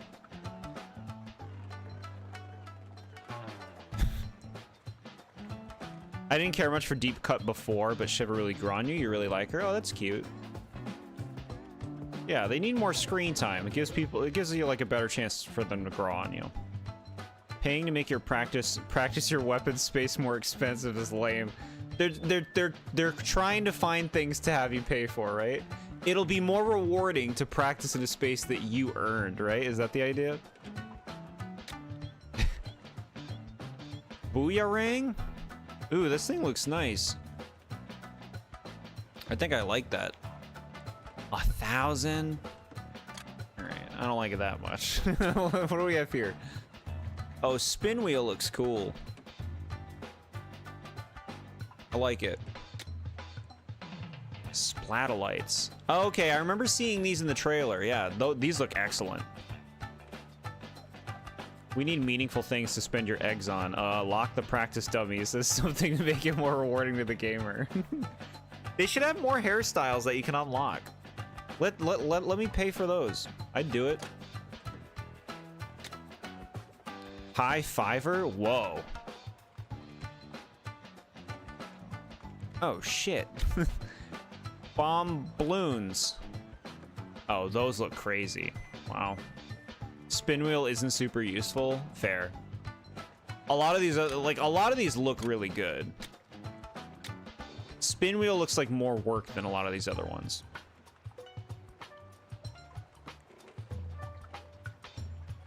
The cost is what's having me like, well, I don't know. I'm just gonna hold off for now. Gonna hold off. We gotta try our speed build first. Cool. That was fun. Alright, briny scrolls. What do we got? Keep this up and uncover the secrets of the Spirulite Islands. My god. Gotta go shower, got a long day ahead of you. Hey, I hope that your long day goes smoothly, Dame. Thanks for saying hi. And you have fun with this game too. A reworked bubble blower. I never saw that balloon gadget yet. Oh yeah? Looks pretty cool. Alright, Splatsville's hottest street styles. It's these? Yeah, you're gonna be sweating in that. Fashion-savvy young people are repurposing turf war gear and making it part of their own unique street styles. The thinking seems to be more gear, more respect.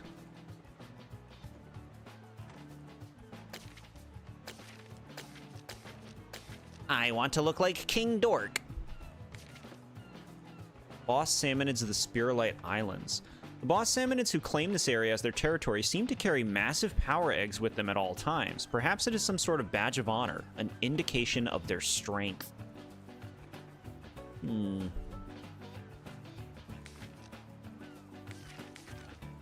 Making sure I got all these. Okay.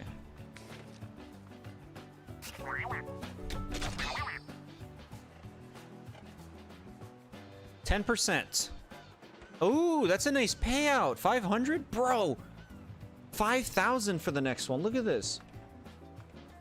5,000 for the next research reward for 25. That's so many. Great. Great. There's something kind of unusual about the salmonids at the Spirulite Islands, huh? Tell me about them. Scrapper. They skillfully maneuver vehicles that have excellent turning and shields on the front. They charge toward their target while protecting their bodies with the shield. Repeated attacks will break its shield, and then it will stop moving. Once it stops moving, get behind it and attack the pilot. If you have any attacks that go through the shields, you can defeat them without getting behind them. Well, how do I know what attacks go through the shields? Salmon is a good fish food, but it's so fatty for you. I used to love it. It was one of my favorites. I'd made it so often. But that's exactly what hit me with it. I couldn't keep eating it. It would affect my my liver too much. But it is delicious. It is very delicious. There's a lot of other good stuff to eat, though. Let's be real. I can deal. All right, the stinger. These tall salmonids stand 7 pots high. They spray powerful ink at their targets that pierce through obstacles, even from a distance. You can defeat them by having them fall into the bottom stove when you've destroyed all the pots. Big burst from a weapon or gadget can destroy all the pots at once. They will always target you from a distance, so you should defeat them quickly when you spot them. Steelhead. Their bodies are large and covered in hard scales. They inflate bombs above their heads and throw them at their targets. While steelheads are building up energy in their bombs, attack the bombs. When defeated, steelheads explode, dealing heavy damage to nearby salmonids. It takes time, but you can defeat them by continuously attacking their hard bodies. Big Shot. Armed with a cannonball, it hops around on the bouncy materials strapped beneath it. Slams the cannonball into the ground, generating shockwaves. Avoid shockwaves by jumping over them. It's easier to land attacks while the cannonball attack is winding up, so try to attack aggressively during that wind-up period. Defeating it generates a shockwave that damages surrounding salmonids. Do you think they're going to change Big Shot in the future? Like, they'll bring this over into, the games. Goldie! These are extremely rare salmonids. They do not attack and instead run away after strolling around for a while. They stroll around with a lot of health, so attack as you chase after them. You'll get a lot of Sparrowlight shards when you defeat them. You'll want to prioritize defeating Goldies, so take care not to get surrounded by other salmonids.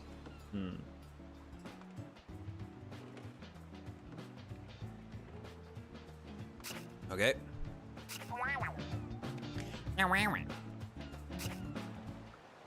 Bafanada.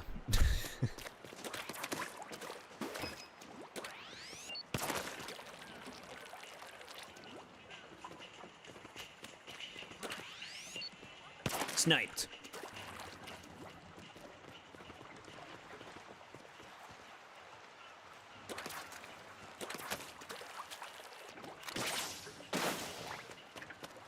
I wonder how much damage that does. This is just like a get out of jail free move. Nice chakra reference. That was Zelda.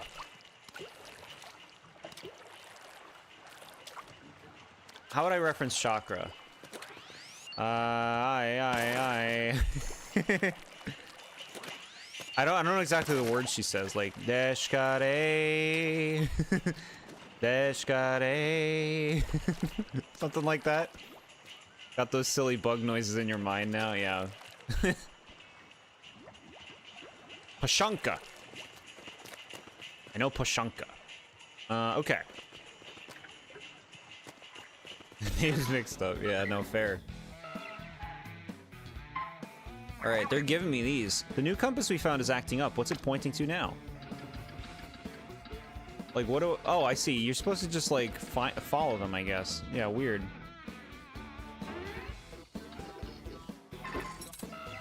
Dashes of spice. Sampler dungeon. Take me. Take me.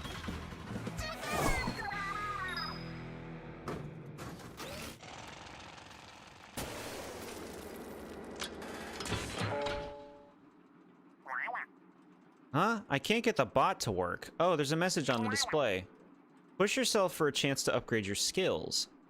Your guess is as good as mine. Wait, the mechanic's gear is different now. I guess we'll have to leave the bot here and take our chances with that gear. If we can't bring the bot, then it's all on you, mechanic. At least take a look at the weapons and gadgets you got saddled with before you go in. Looks like the response is coming from pretty far back. That's where the good stuff will be. Okay, so like we have like a set challenge here.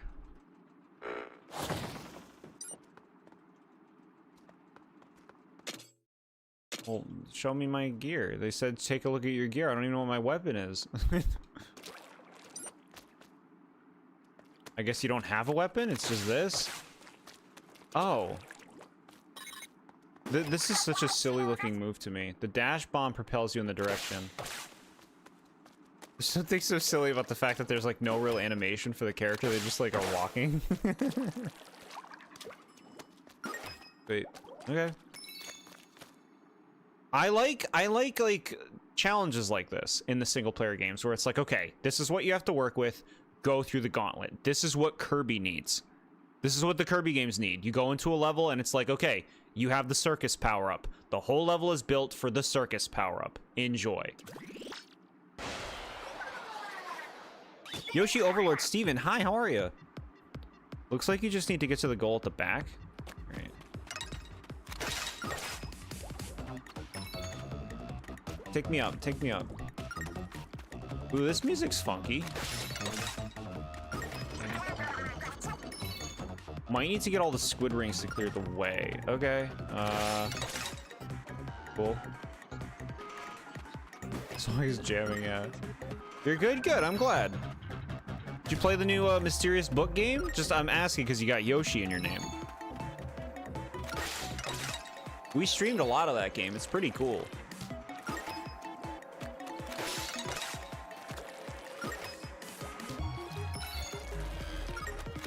And you know what I like about this? This is another thing Splatoon does well in the single player. Is like, this is getting me used to this gadget now. Now I feel a lot more like, you know, if I was to choose to make this, I know what I'm making.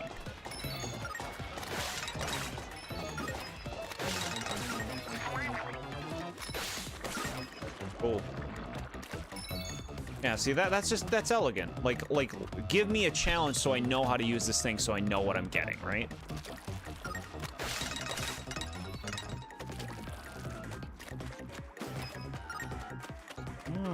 Okay.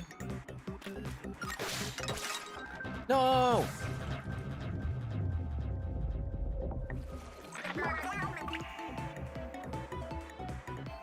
You don't even have this game yet? You're just seeing playthroughs of it on YouTube, and yes, you have played Yoshi and the Mysterious Book. Cool. Yeah, this is my first time playing this tonight. I kind of have mixed thoughts so far. I need to see the whole game to really know, like, how repetitive the game might feel. But I am having a lot of fun because I like playing Splatoon. I like the basic mechanics of this game.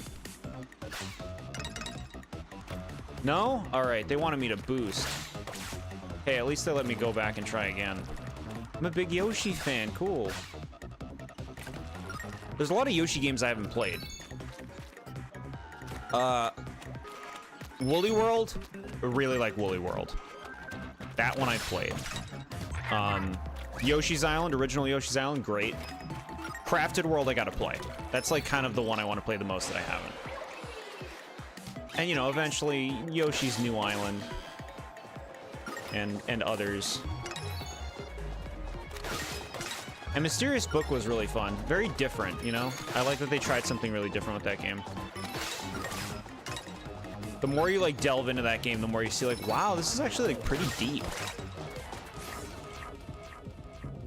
I wonder if I'm like using this ability completely right, or if you really just have to time it that well. You can like boost in the air apparently. I gotta do that more. I wonder if that's what they want. No. No. Bro, this stinks. They're coming for. What do you want? They're coming for me.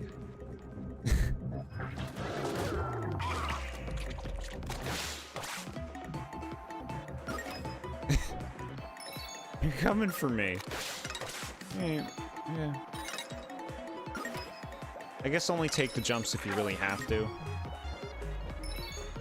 Or just time it better.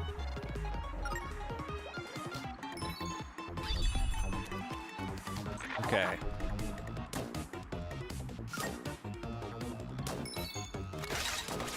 Oh my god, oh my god, oh my god, bro!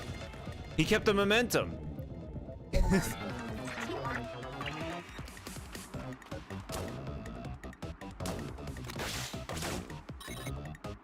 I can't use it right away, so like you have to actually stop. Or no, you don't have to stop. You have to hit these things. You gotta hit these.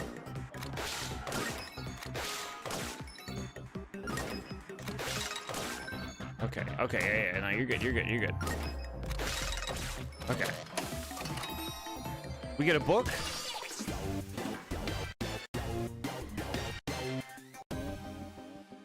Cool. I guess they didn't expect someone to have trouble with that to make the salmonids chase you to the spawn point. Don't worry, I'll always give them new things to consider. Okay. Yeah, that was a cool level though. I like that. That was, you know, a focused challenge. It was themed around the ability they gave me, and they had me use it in various ways. So I got a skill point? Cool. You make the most of your gadgets? Alright, what can we do here? Skill points required. Oh, limiter release required. Got it. Okay. Gadgets deal more damage is nice. That's still just more damage. Yeah, give me that. These are the levels you were talking about being cool, yeah. Yeah.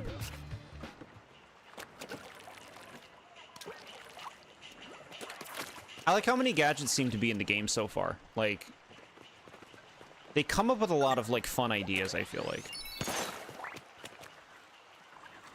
Why does that cloud look so weird? Just me? I guess that's intentional. You have to, like, destroy them to unlock the islands. Okay.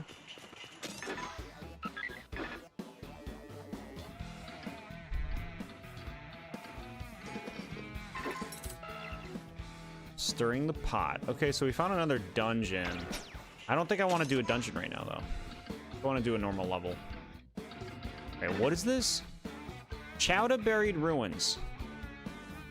Danger. I don't want to do... I have a charger right now. I'm doing this. I'm doing this one. I think the best part of this game is some of these new things are being tested for potential new things in the next game. Yeah, yeah.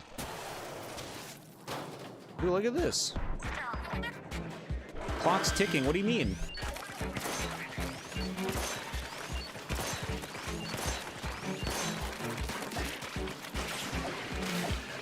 Okay, all right.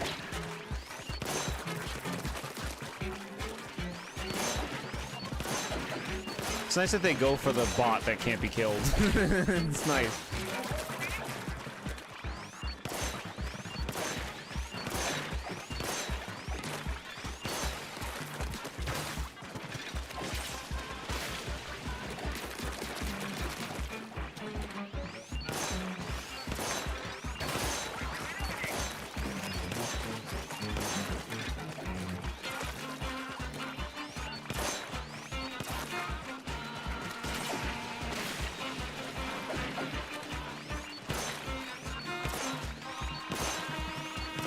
Oh my god. Should I have come here with a charger? 30 seconds? What do you want about? I am timed?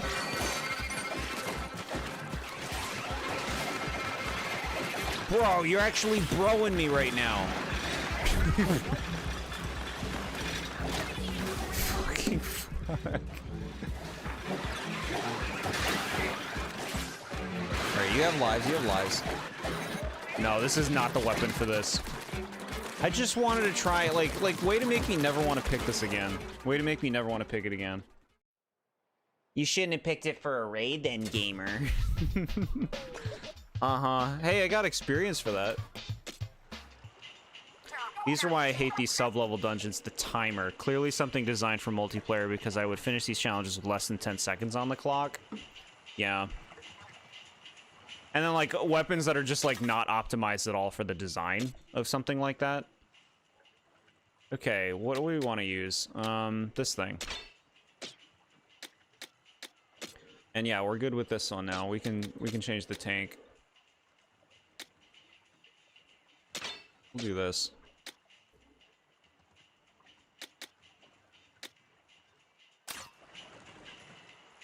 Heather Flanagan, hi, how are you? Welcome to the stream. First time playing Splatoon Raiders, very early on in the game. Okay, we're gonna try this again. Going back for another try, huh? You'll smoke him this time, mechanic. Though if the salmonids still seem too tough for you, you can always come back after leveling up. Might help to review your gear too. Any new gadget parts or weapons could make a big difference. If none of that gets you anywhere, if you still suck, you can also press minus to call for help from other players. If you call for help, you can work with up to 2 other players who are waiting to lend their assistance. If your raid is successful with help, you'll need to wait a short while until calling for help again. Why gate that? Why gate that?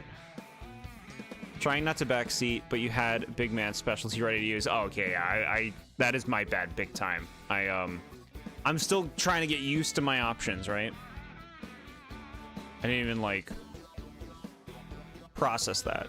I'll join your Discord and share some of the Yoshi stuff I have. Sure, Yoshi Overlord. Yeah, you're very welcome there. If you fail, you can call for help again right away, but you won't be able to carry back any of your loot unless you succeed.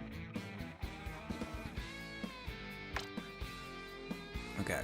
When things look rough, remember that help is out there waiting. Best of luck. Yeah, we have, like, a share media on the Discord where you can, like, post pics of stuff. You got merch. Yoshi merch and stuff. The share media tab, you can do there. You can do that there. All right.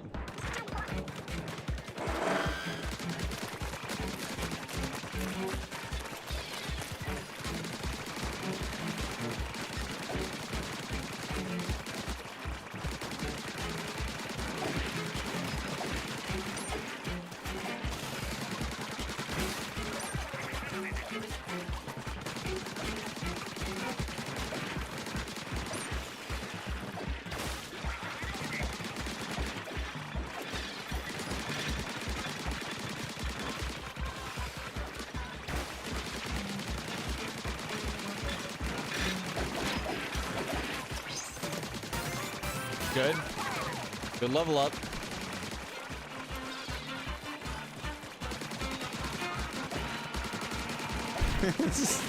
Relying on my robot partner.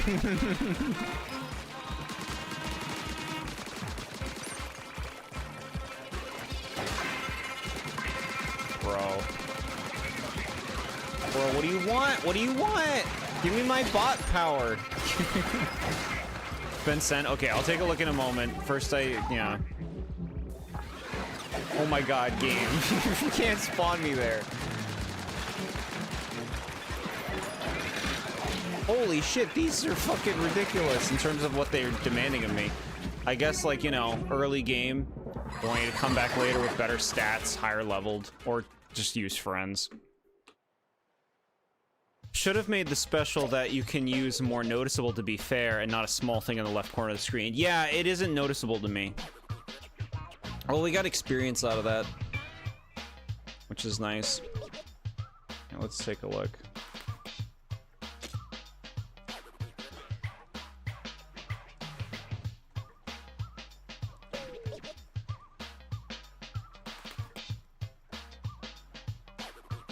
This is cute.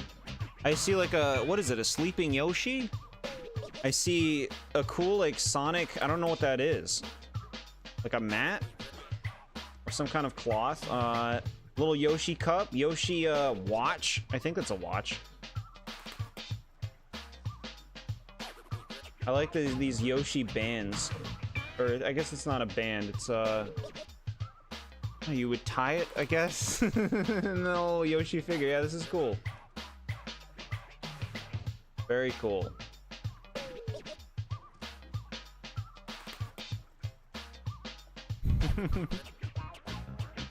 Heck yeah.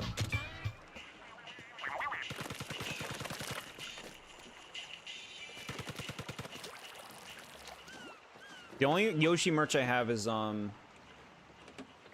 the Smash amiibo and the Yarn Yoshi amiibos. The small ones, not the big one. Alright, or damaged. Been to Universal Studios and got that stuff. So like the like Mario World thing? Is that what it is? They have that, right? In Universal Studios now. I haven't been there, so I'm not familiar enough, but that's really cool.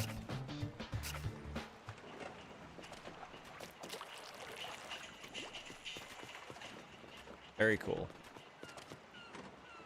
Okay, I don't even think I want to do that raid level. I never want to touch a charger in the game again now. Ever. Like, the game successfully turned me off from ever wanting to do that again. I guess I'll go to the Chowda Buried Ruins. You can just press X to warp to these upgrade pads and sunken scrolls, trying not to backseat. No, that's a helpful tip. That's a helpful tip, thank you.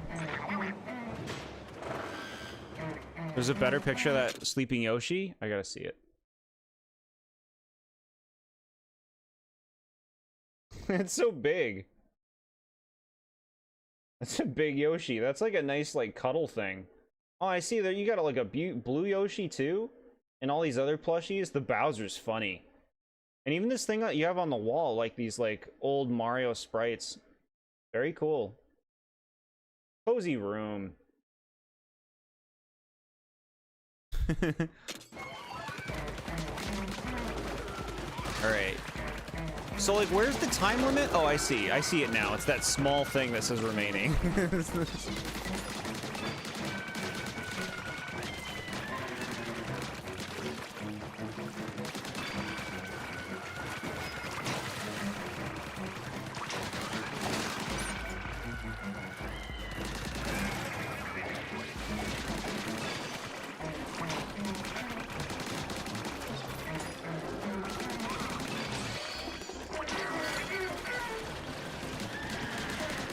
Man, you gotta get a lot of power eggs to, like, get the special ready, huh? I guess it is a very good effect.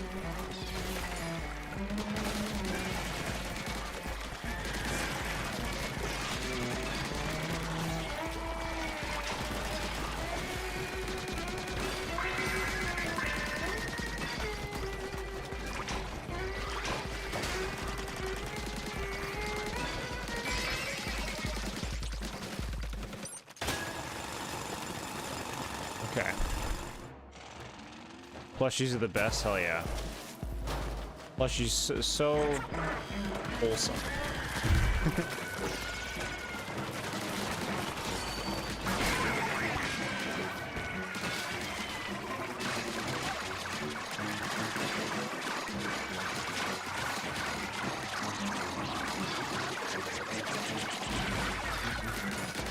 Okay.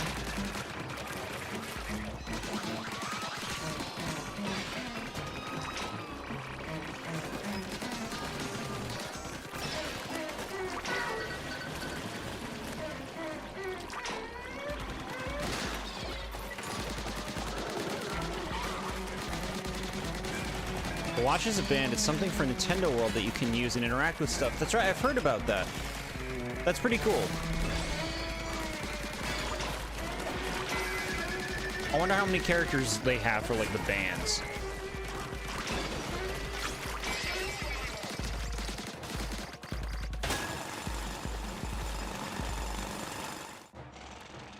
Okay.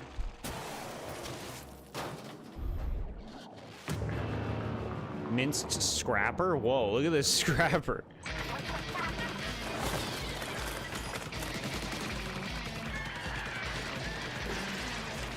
Bro. That thing's kind of intimidating. It's like something out of Twisted Metal. Golden Mario Band. Ooh, fancy.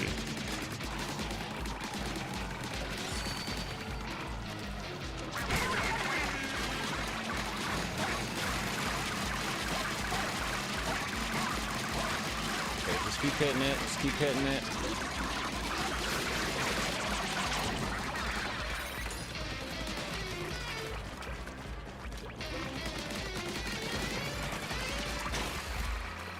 Stinger, you gotta go. Bro, you're timed. The timer stinks.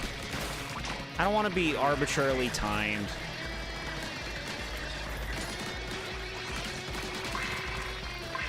Bro.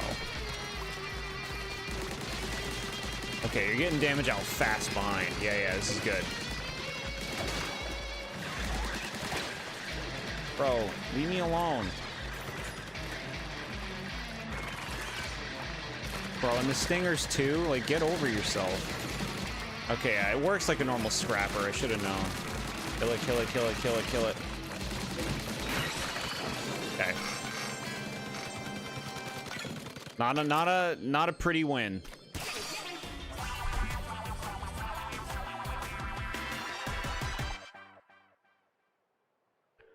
Fry's your favorite special.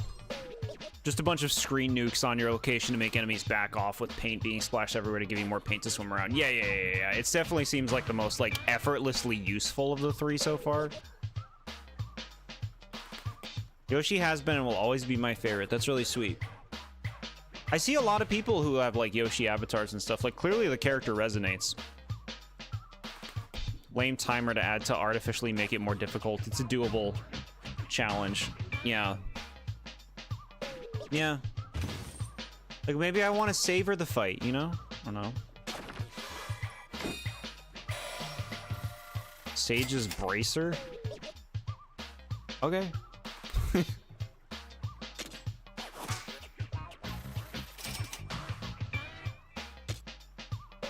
Appears to be a bracer with an impressive eye pattern. It's narrower than it looks, so it must be hard to fit one's arm through.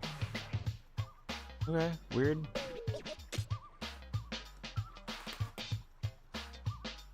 Damage dealt to far-off salmonids is increased 15%. Oh boy!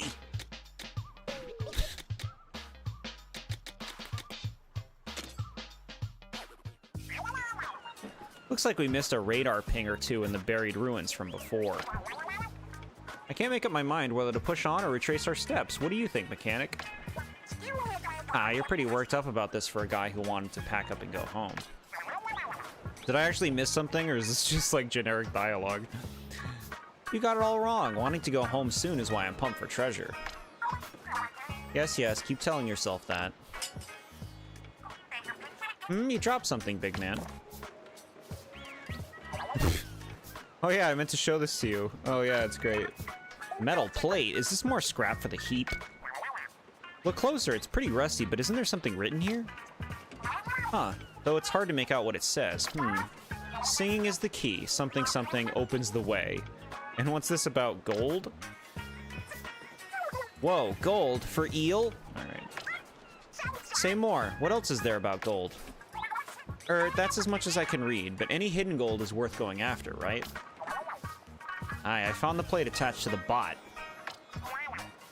Feels like we're relying on a bunch on the bot, actually. Is it leading us somewhere? Bot's leading us to gold? It's possible, I suppose. I don't get what the singing is the key part means, but I bet we'll know when the time comes. It's pretty obvious, actually. You have a console collection, but you gotta wait for your iPad to charge before you can share that. Okay, cool, cool. Imagine if the Ocarina of Time remake changes the lore and where that game takes place in another timeline. The fandom would rage about that. Yeah. This could be our big chance to bring back a fortune. Hidden gold. Leave it to us to hunt it down.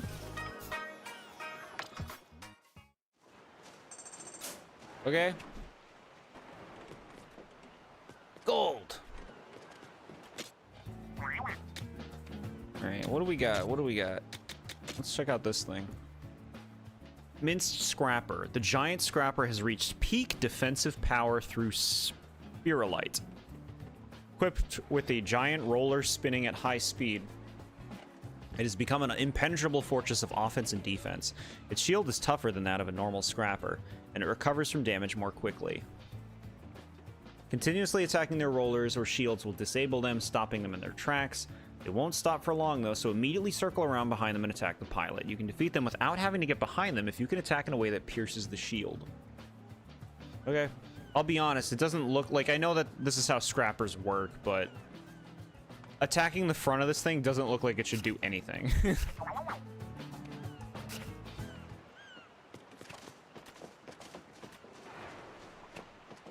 Good? You good? Okay.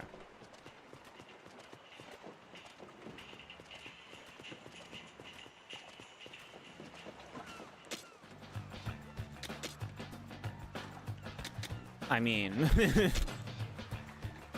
damage, baby. Cool. And then, of course, the next 3 will all be HP. So here's the weird thing. Okay, I need to talk about a system like this. It's really fun to choose your upgrades. It's like you're customizing your character. But this is something that Ni no Kuni has. Is this thing right here. Something similar to it, which is when you structure it in this kind of way, choosing your upgrades doesn't really matter anymore because I have to now get these 3 too. I mean, I could also use stuff on this, but ultimately, you know, if 3 of these 4 things have to be maxed out in order to, like, be able to move them further, and I'm only going to assume there's going to be another limiter that's going to have you max out more of those abilities, right? You're really only going to be end up neglecting one thing. So, like, it doesn't really make much of a difference because this limiter exists. Like, if this limiter wasn't here and I could just keep doing this, then you're customizing your character fully. But this exists in a way where it's like, this upgrade system basically gives the illusion of making a difference. You know what I mean? When the difference you're making is actually very minor. Because you're only going to be... You're probably going to be in the same situation as anyone else with their level. You don't want useless gadget slots to add a perk to make your speed bomb do 5% more damage. It reminds me of Chain of Memories level up system. That kind of reminds me of like Dragon Quest equipment. Dragon Quest equipment is super like unrewarding. It's the kind of thing where it's like, oh cool, I got this new equipment, and it'll have like an effect that's like 2% resistance to a status effect. Like, oh boy, 2% resistance. Like, who gives a shit? That other thing with the band is actually a cup that you wear around your neck. Huh, okay, cool. For easy drinking, I guess. Unless you just put something in the cup. I don't know.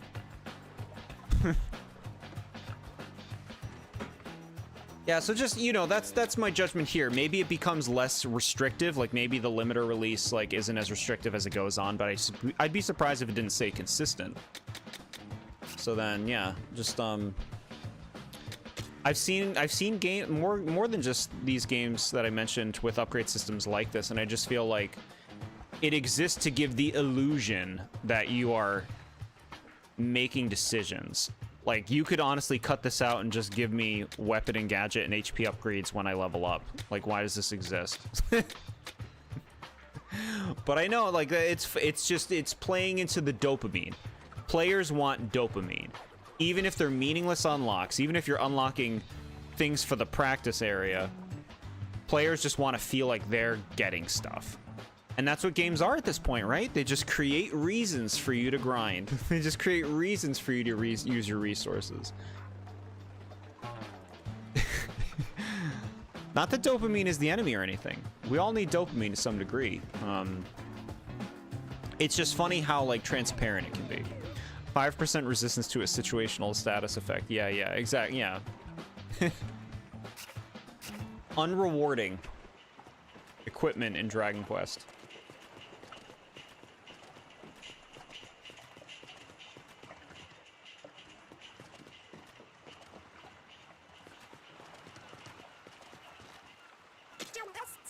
Nice to goof off and do nothing sometimes. Want to join me?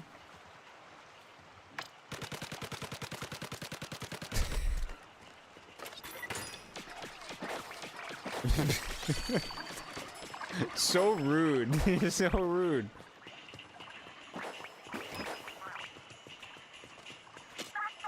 Money's not much good to me here. Maybe I'll decorate the walls with it.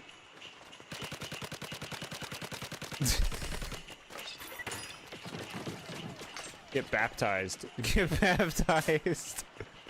What do you have to say? Manta Dance is good for slamming into salmonids. Just be careful not to fall in the water.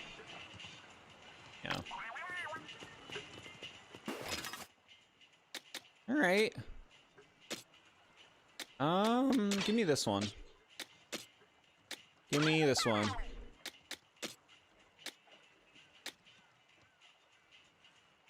Got it. So some of them only work for certain things.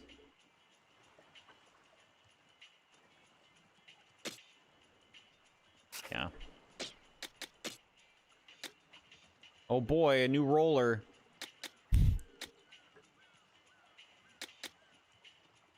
It's level 5 though. It's stronger by 1 whole level. It might take 7 hits to kill a Quahog instead of 8.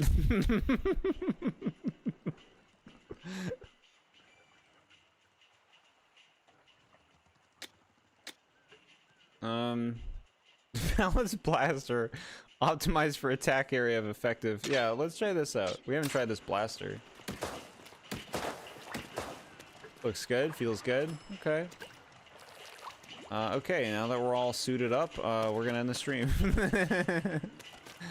Getting pretty late here.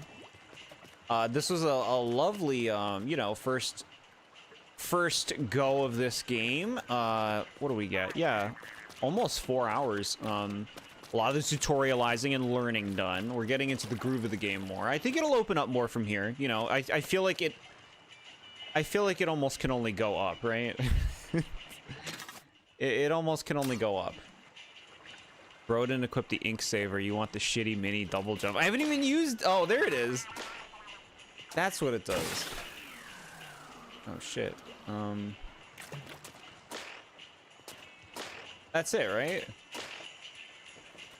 I don't even think to use it. Yeah, ink saver's nice, because I've been running out of ink in the big fights. I like this game. I like playing it. You know, like, I gotta see the whole picture, of course, to see how far does this go? What do you actually do in this game? Where does it actually go? Am I just gonna be fighting the same salmonids the whole game and upgraded versions of them? Is it going to, you know, string me along until the final mission where something actually happens and then that's the whole game? We'll see. We'll see. Nice stream. You at least know my grievances with the beginning of this game making me not look crazy. No, I don't think you're crazy. I never think you're crazy. But yes, I am happy that I can relate and see what you're talking about with the game now. And thank you so much, Nad, for, you know, letting me play this right now. Insanely kind of you. You got a game for you to try. It's called Escape from Ever After. It's a fan-made take on Paper Mario. Sounds cool. I feel like I might have seen pictures of it. But yeah, if it's a cool game, I'm open to stuff. We're gonna be doing SpongeBob trivia next Friday at 7 p.m. Eastern time, and some of the rewards usually include the possibility of picking games for me to play on stream. So there's an opportunity there if you know SpongeBob.